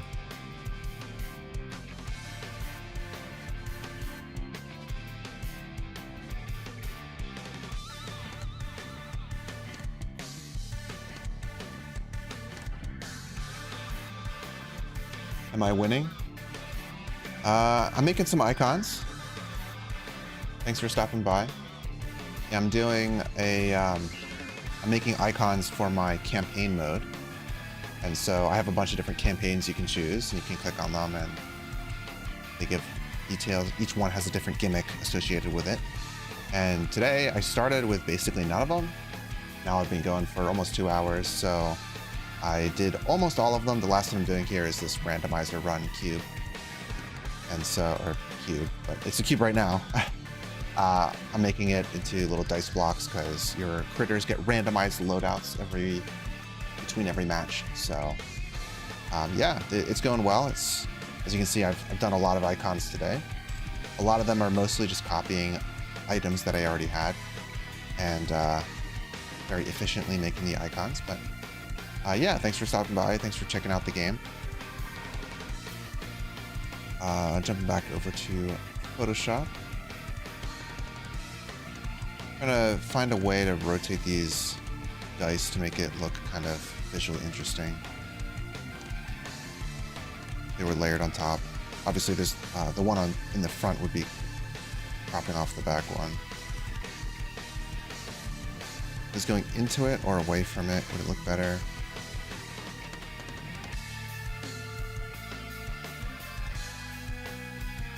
I guess I could try both. To start, I'll go with that. Center them a little bit more.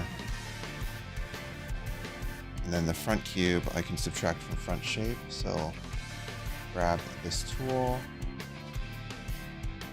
Now combine, so I can see it. Get to about here, down.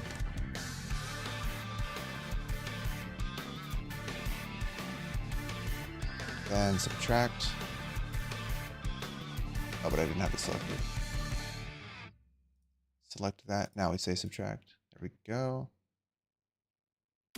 Way overkill.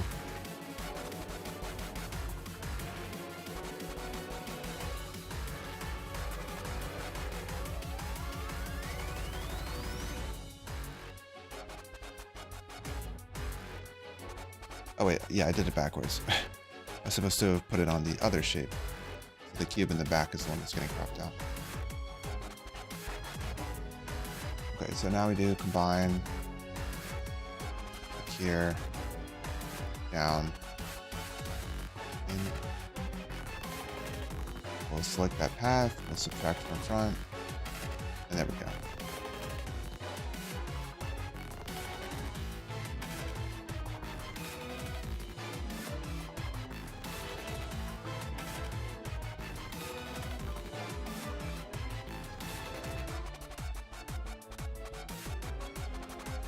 Something about this corner looks a little strange.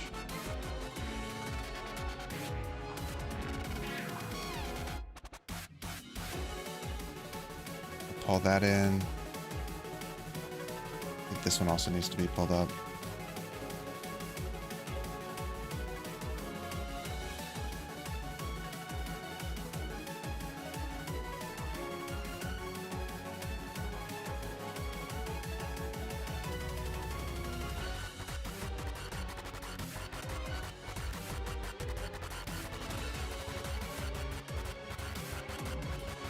Okay, and we'll pull this just so it's not as obnoxious.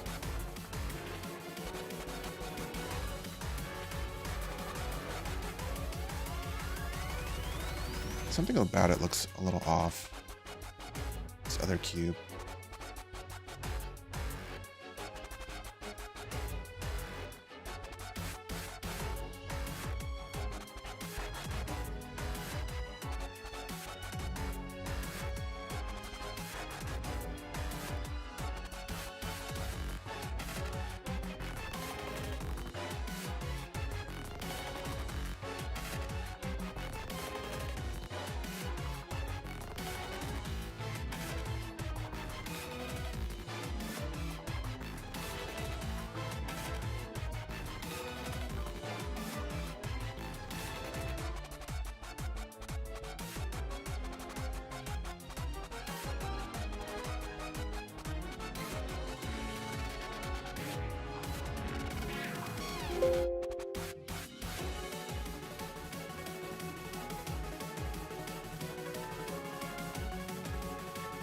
I think I messed up the perspective on this cube a lot.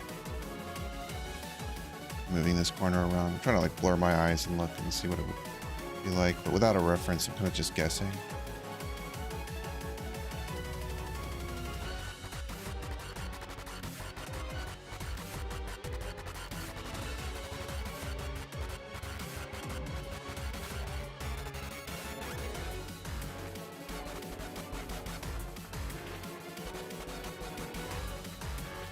I should move this other cube a bit further away as well. So if I grab these shapes, move it further from the first cube, a little bit of distance. This corner still seems messed up.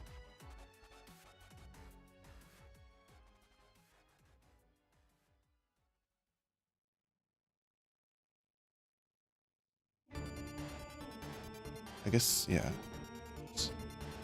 As a reference, these two should have the same angle. They do. But maybe that one moves a little bit left and down. But otherwise, that's the correct angle.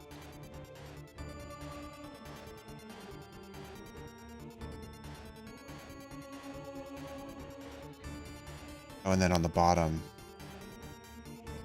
this and this should have the same angle.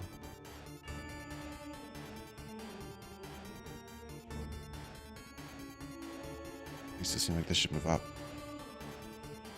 Oh, but it's close enough. I guess if it's behind, it should also be scaled down a little bit. So I'll go ahead and select all the faces.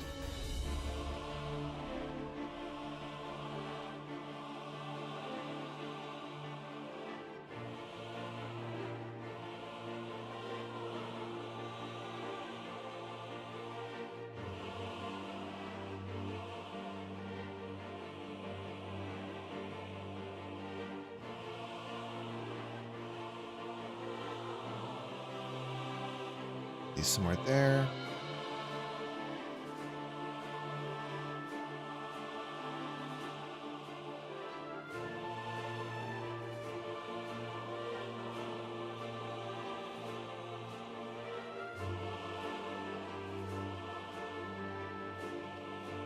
adjusting this dice block to look a little bit more visually interesting.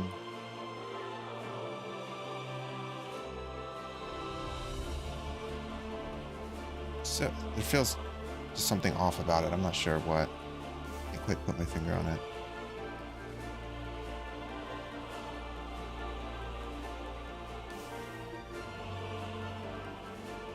In isolation, I think it mostly looks fine. It's only when they're overlapping that it looks strange.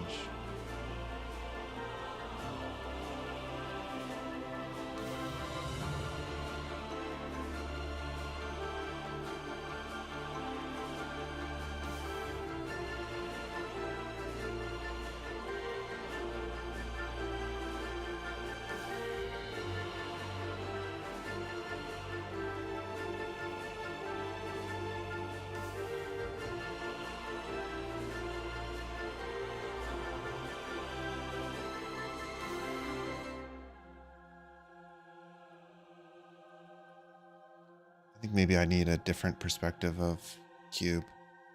I think maybe it looks weird because there's two cubes that are roughly the same perspective next to each other. I'm gonna grab a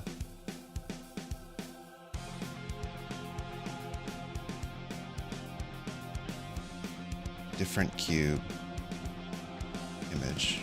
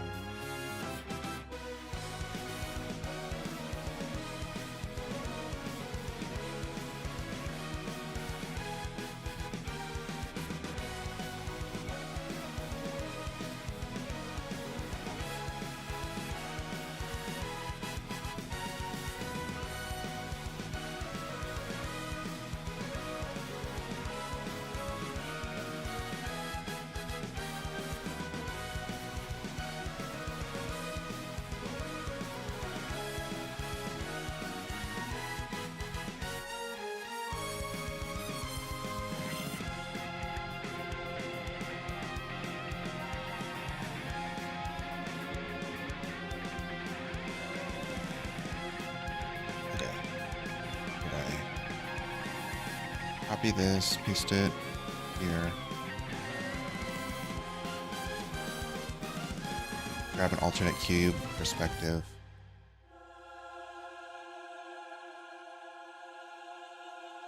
So I'll hide a copy of the cube. Oops. Yeah, this guy. My reference.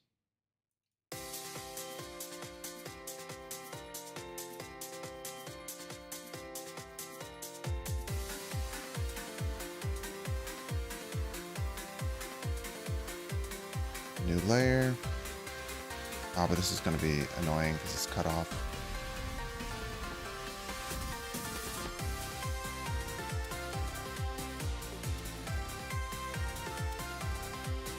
It's semi-transparent so I can see where it lines up.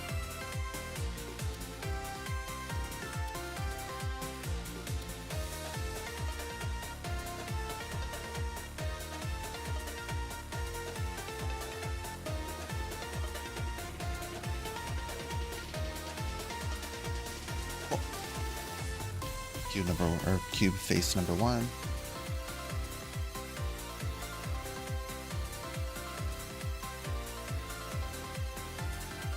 So go to combine shapes here.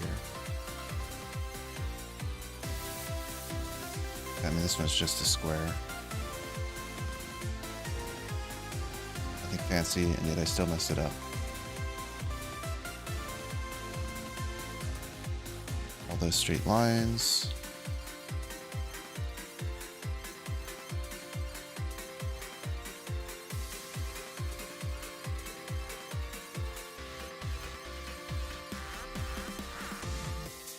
We're still on combined shapes, so it should be a simple line these again. Straighten that out. Where it lines up.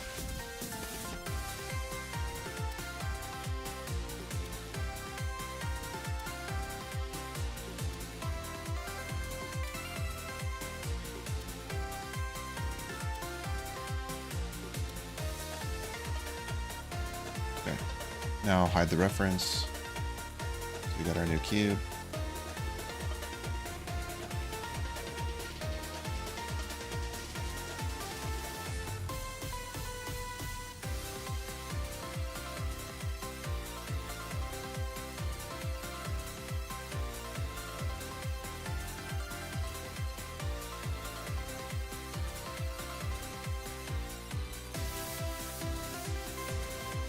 Pull these over so they line up a little bit better.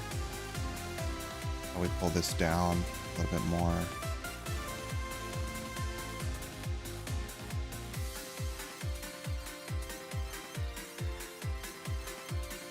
Mostly looks fine.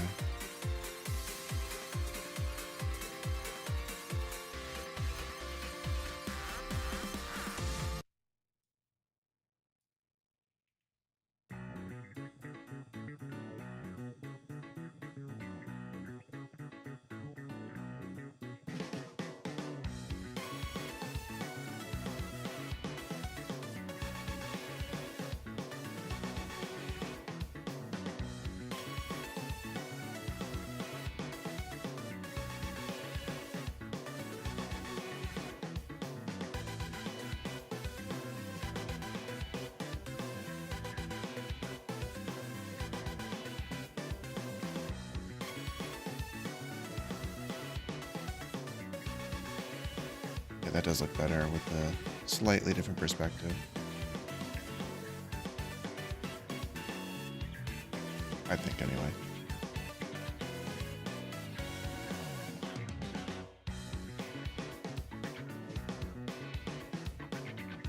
You want a little bit more space between each of the faces. So,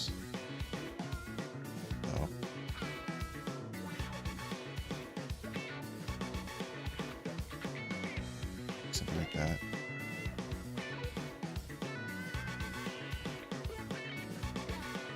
Cool.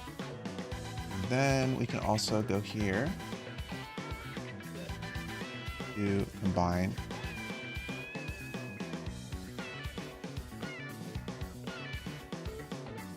Select that new face, subtract, and there we go. Now we can have a little gap between the dice.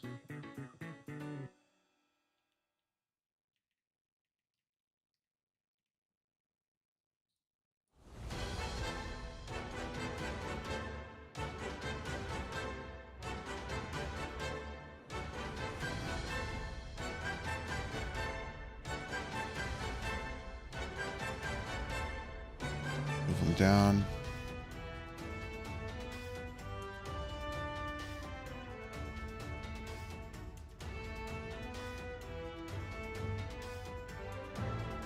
Why do I still think it looks awkward? I'm not good enough at art to understand why this looks weird.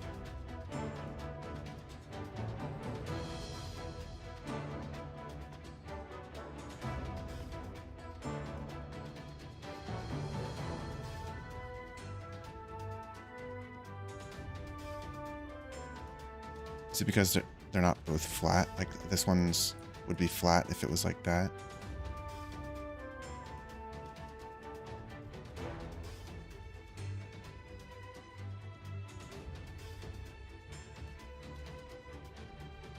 It's just awkward because they're not the same perspective. I mean, it's supposed to be in motion.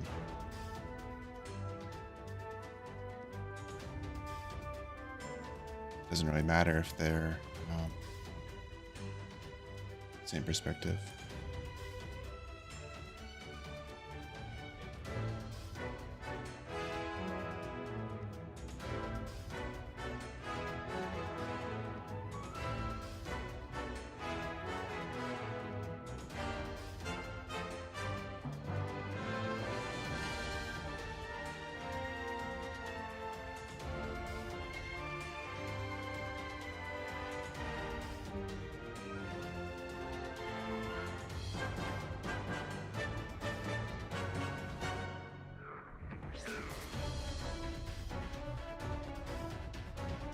Maybe I just leave it like that. That perspective. Ah, that looks even worse. Ugh.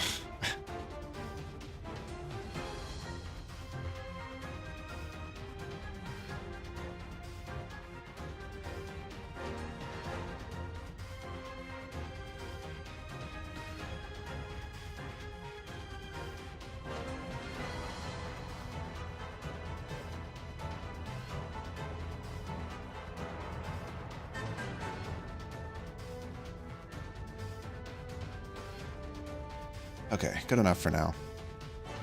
So now, should I do question marks or should I make them dice and have like actual dice faces on them? I don't know.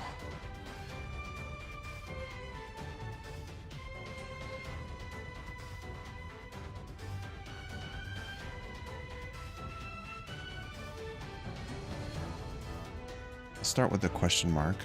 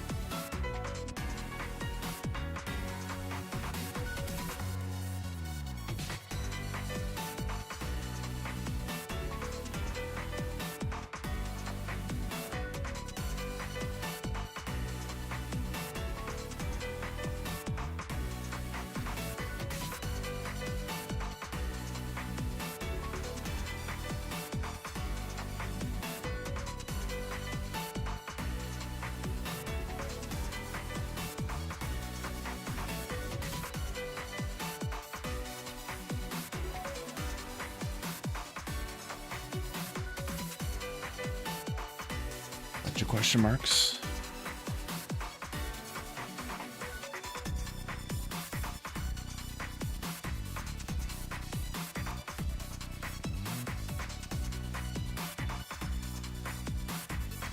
The other thing I could do here, instead of question marks, I could actually put item icons on the dice. So it would show like a pistol and a heart and some other things. Maybe that's too much effort. I mean, this isn't, it's kind of a lot of effort anyway, itself.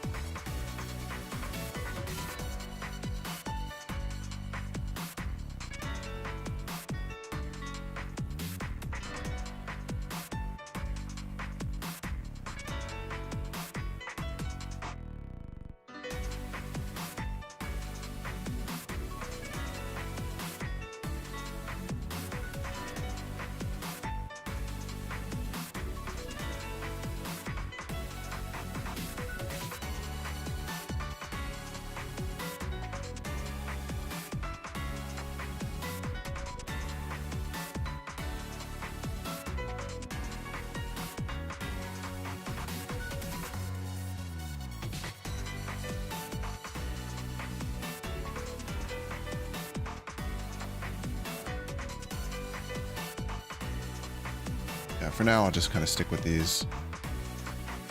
But I might revisit it and add separate icons later. Wait, what? Yeah, just that size.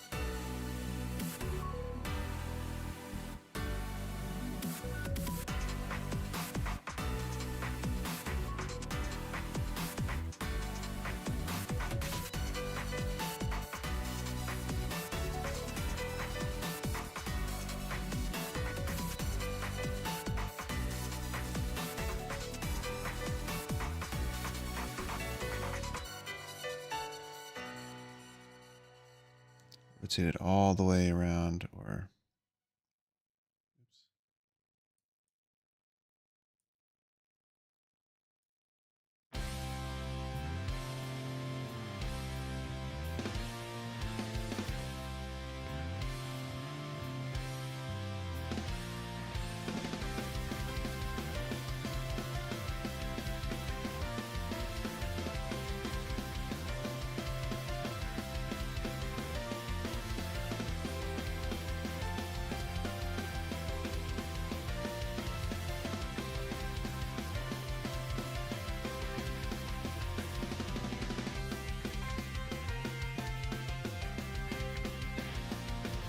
That's enough.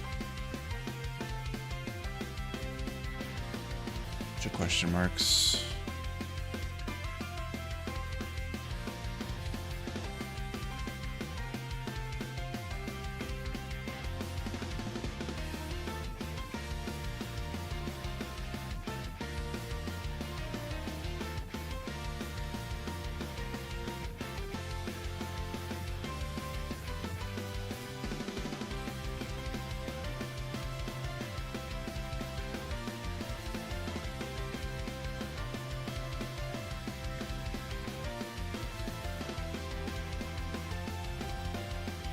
Somewhere around there. That's good. Sizing seems a little odd. This one would probably be a little bit bigger. The other ones would be a bit smaller.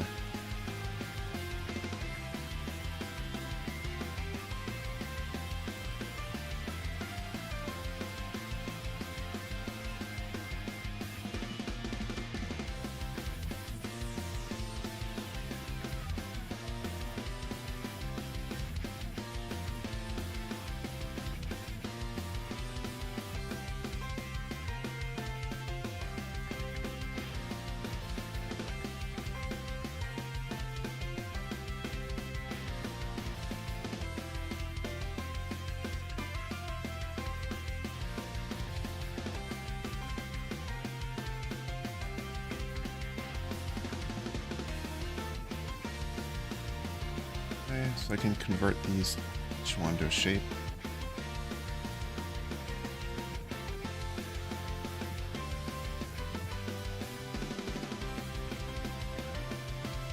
Set them all as that.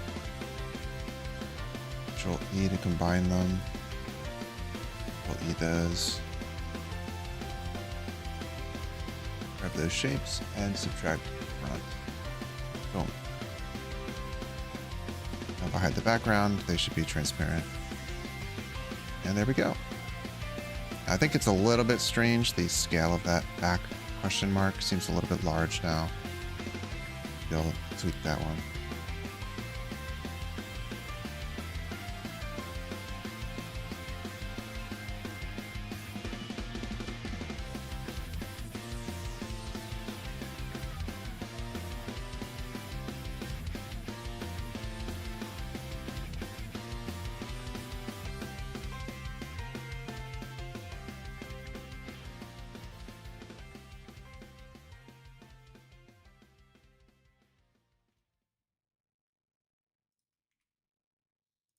Oh, I lift this.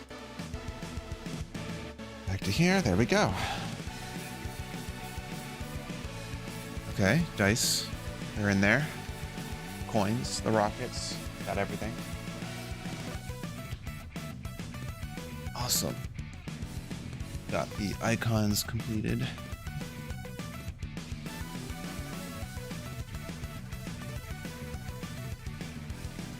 I'm gonna relaunch this and just see how does it look. Probably better than how I had it before, so I could probably push this new build.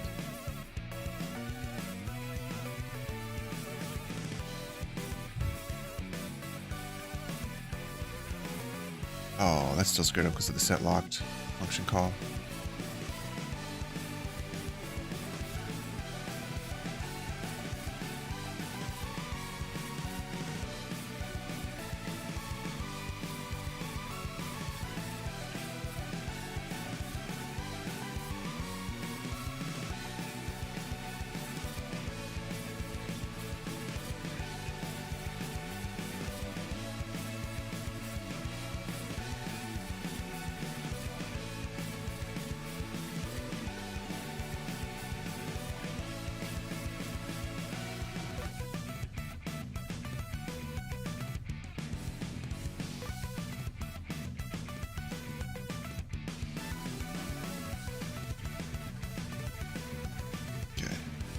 So if the locked state changes,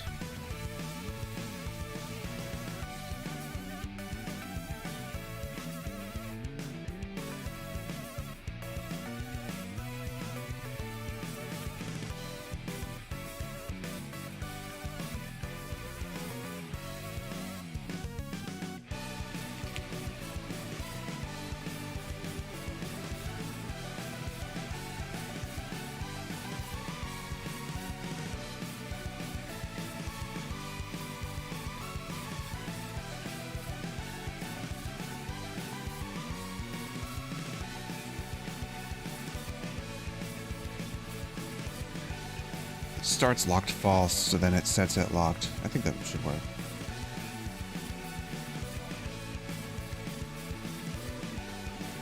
The button.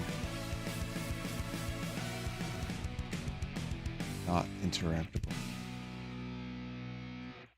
Cool. And then here we set up the visuals.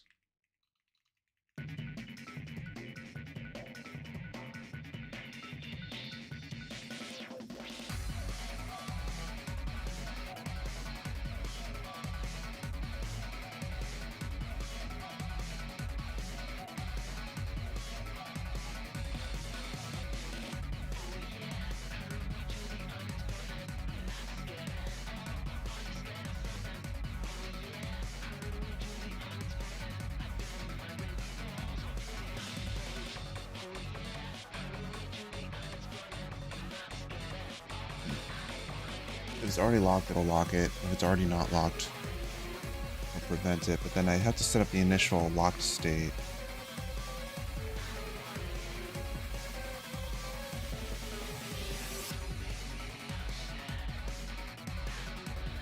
I think what I just do is here.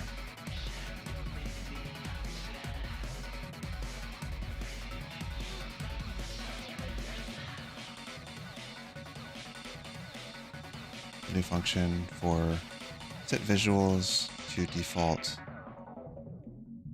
Set visuals to incomplete.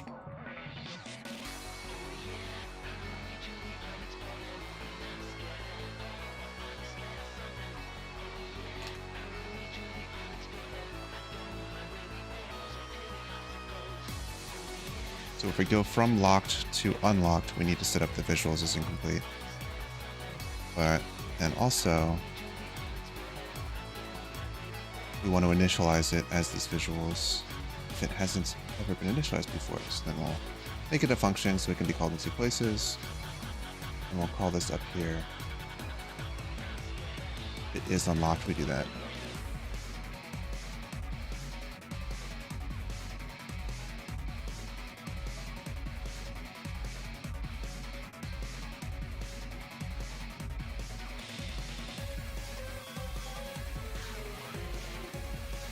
Do we need to do it twice, though?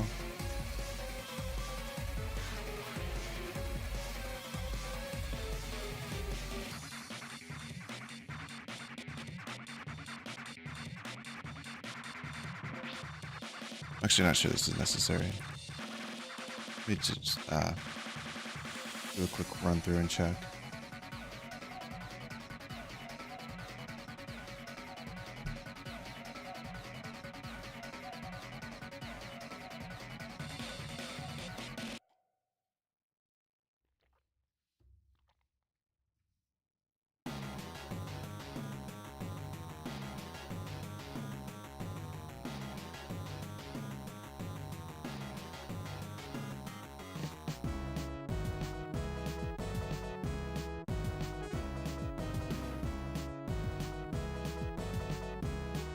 Oh, that looks broken. Because it's not setting the locked icon.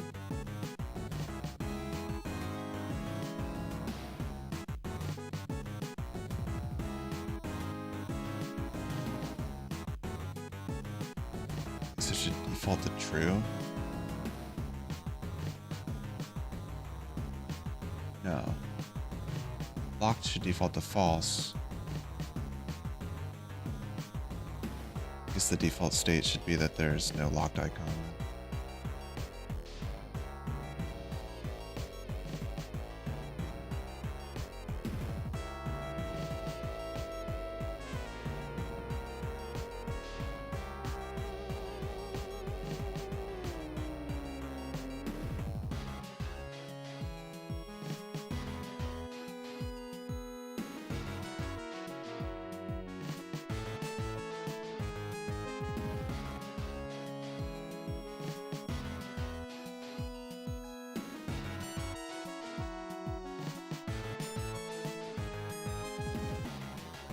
It's taking a while to boot up.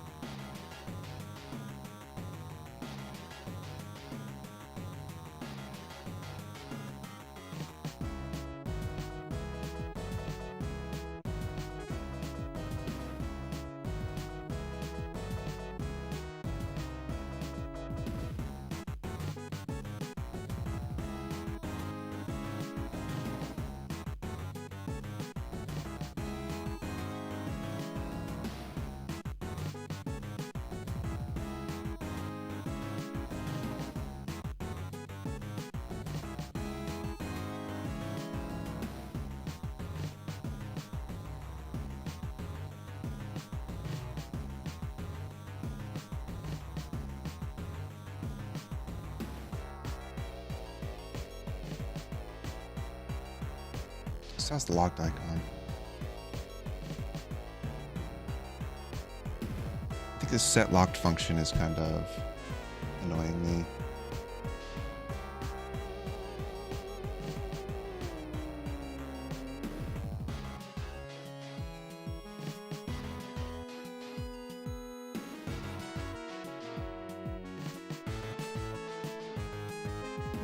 That will set up the visuals correctly. The locked state.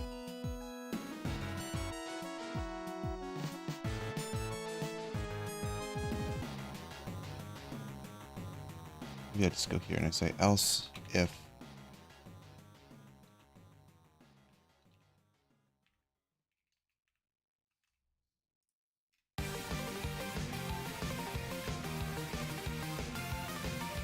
So if it's going from locked to unlocked.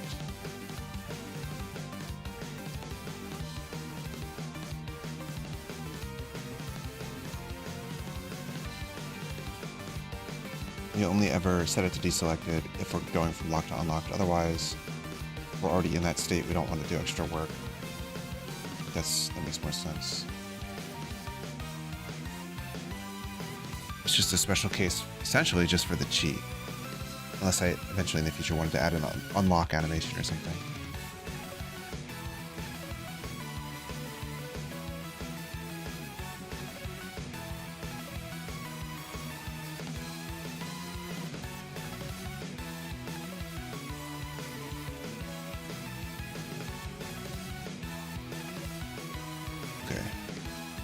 So what I should see now is clicking the unlock button should unlock them, but it shouldn't mess up all the other icons.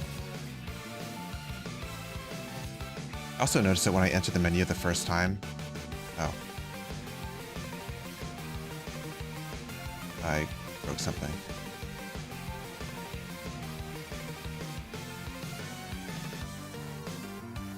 When I open the menu the first time, it seems like there's a flash where they're in their old state before they update to the new colors.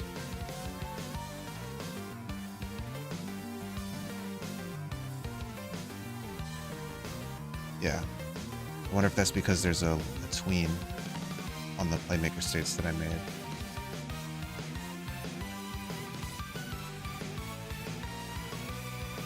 That's kind of cool.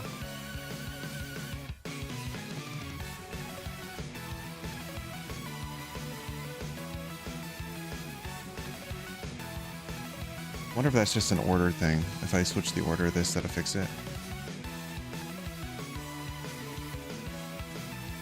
But the other thing to look at is, I know the initial state, there's a tween time. So it probably tweens from the default colors to the correct colors. But I don't want it to do that on the first time.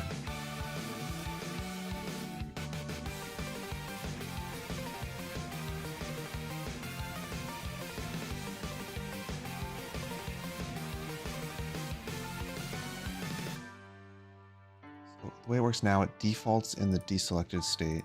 So if I copy paste that, I'll make a new state called intro.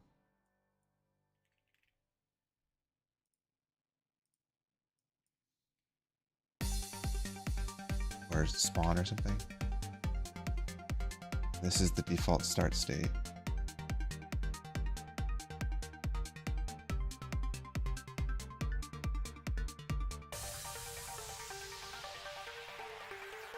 I want to delete the old transition and add a finished event, which goes to deselected by default.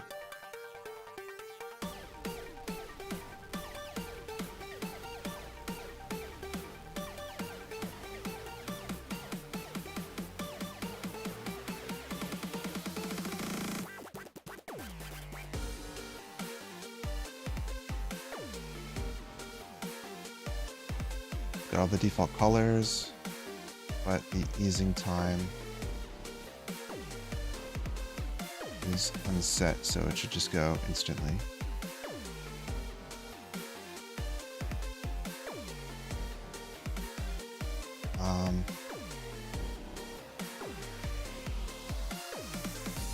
UI position, I don't know about that. I could add a spawn animation later, but at least for now, let's see what that looks like.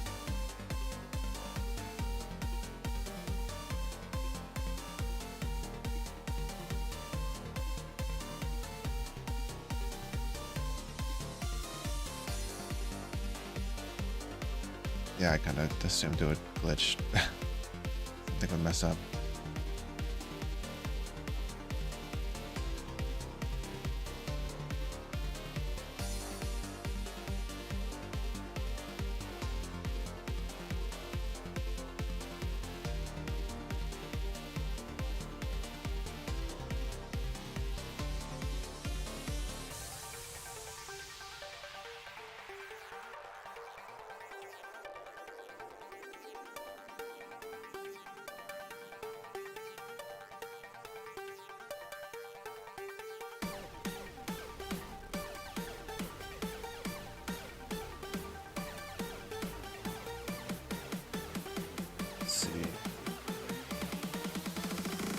Locked comes later, visuals, well, that seems fine.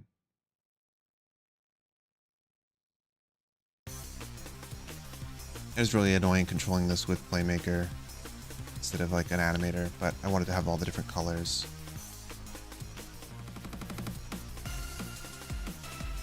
Okay, so that fixed that problem. I'm not sure what the problem with backing out is.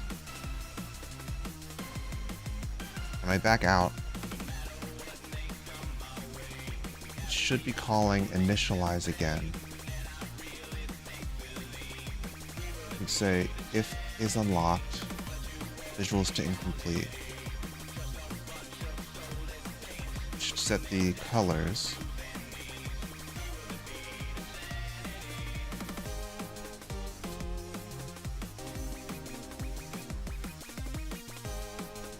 It would re-enable it, which would activate the playmaker state again.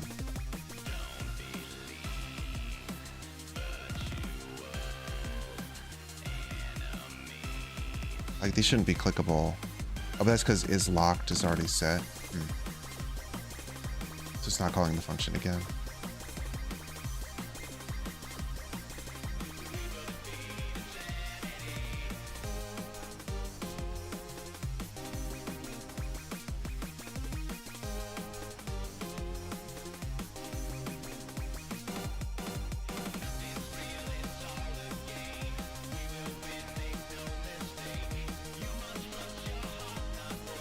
A little bit of a hack, but setting it to the state variable when it reinitializes so it can actually set up the lock state properly on a reload.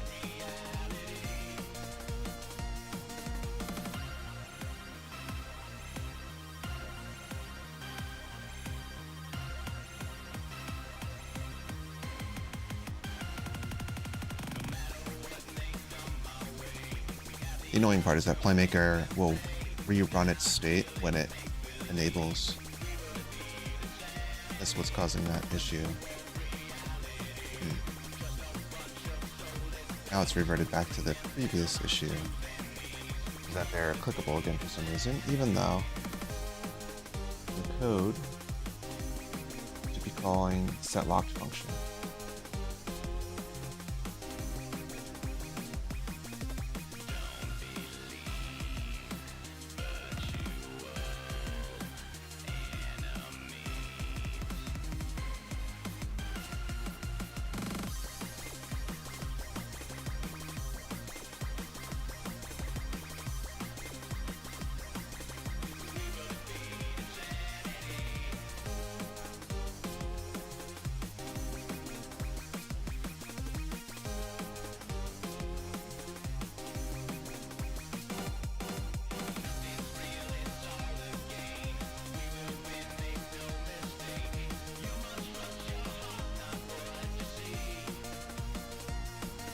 These are not clickable. Just click back and go in, and now they are.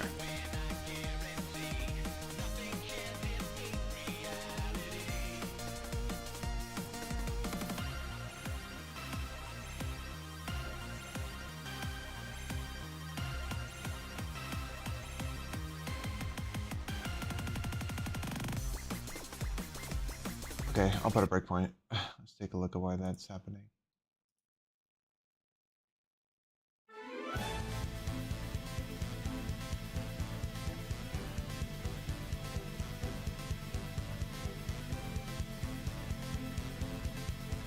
Okay, take a look at the call stack.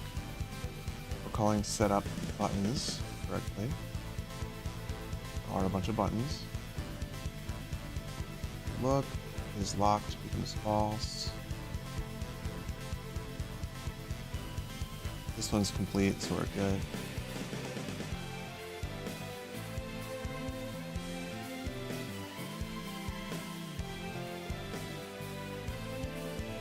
Skip ahead to is complete is false.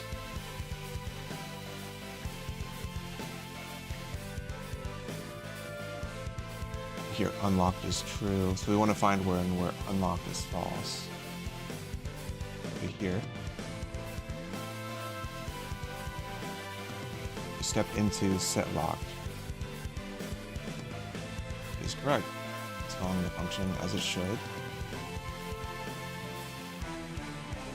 It's supposed to be setting the playmaker state to be locked.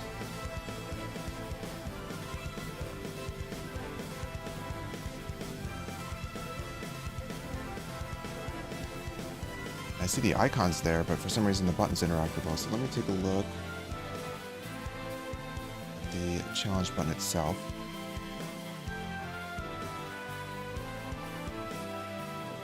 It's in the deselected state for some reason. So it must be calling the locked state before has time to initialize. So it's basically after it's being enabled, it's then going back to the deselected state.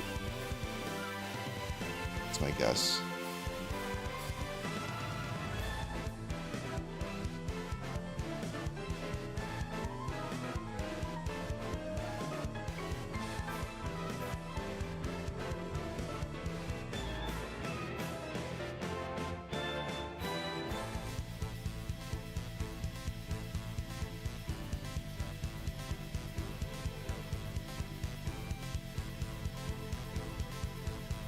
Is there a way to set the properties? Oh, reset state on disable. Yeah. I don't want to do that.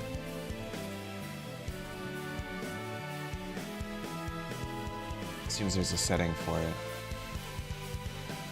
Should the FSM reset or keep a state on enable disable? Uncheck this if you want to pause any states by enabling disabling. Yeah.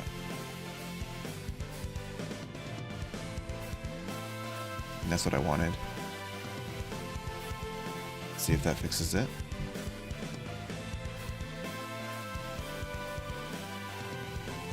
Actually, this means I shouldn't have to call initialize on enable.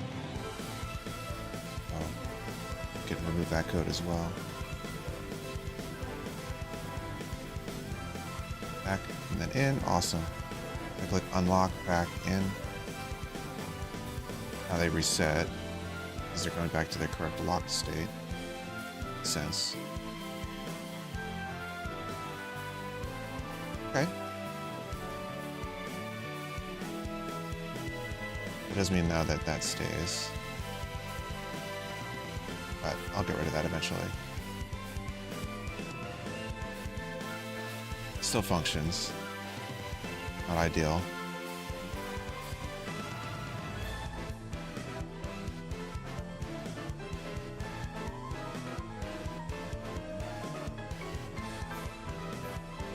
I guess pressed should also hide the glow.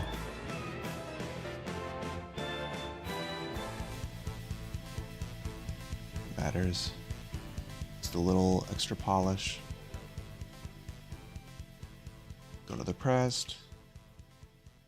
Activate false so the glow is hidden. Cool. So I think what I'll do, what are the next steps?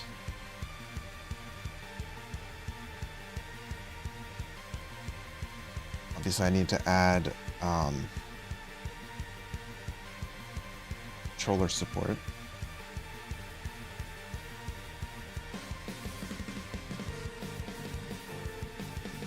I want to fix that annoying first frame as well.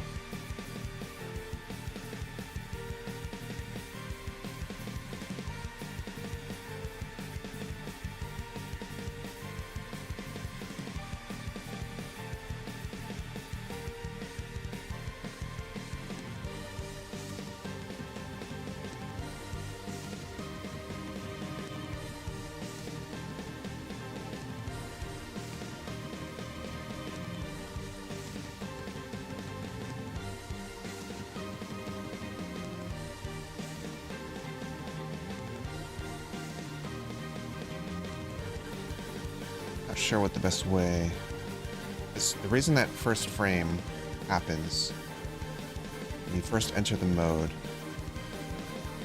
is because it lerps. It like smoothly transitions the color from the original gold to its correct color. If I wanted to play a little entry animation, that doesn't work either, because it needs to transition to its correct state. I guess I could send an event instead of forcibly transitioning states.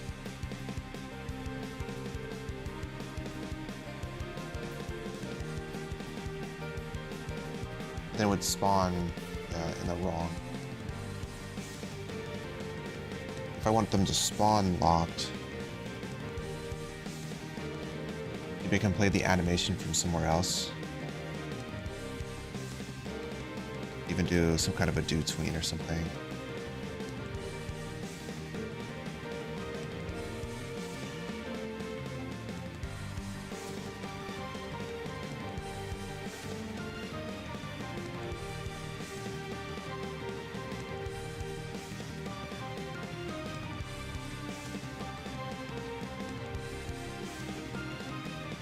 could on this route. Wait, stop running this. It's like an alpha. What's it called? A graphics, something or other. It's called alpha. Not alpha. Fade. Okay, I gotta Google it. What is a way? So Unity component UI set alpha.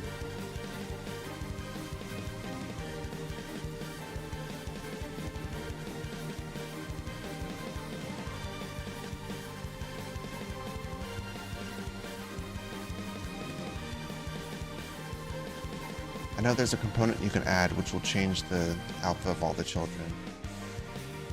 Oh, canvas? No. Oh, maybe. Look. Group. Canvas group? Ah, there we go. Yes, you can fade out the alpha.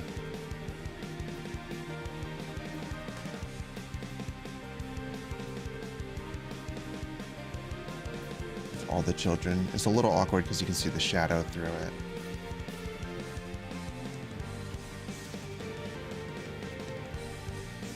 Yeah, I don't like it as much. Maybe I'll do scale. So I can have a little intro animation to hide the pop-in and the lerp.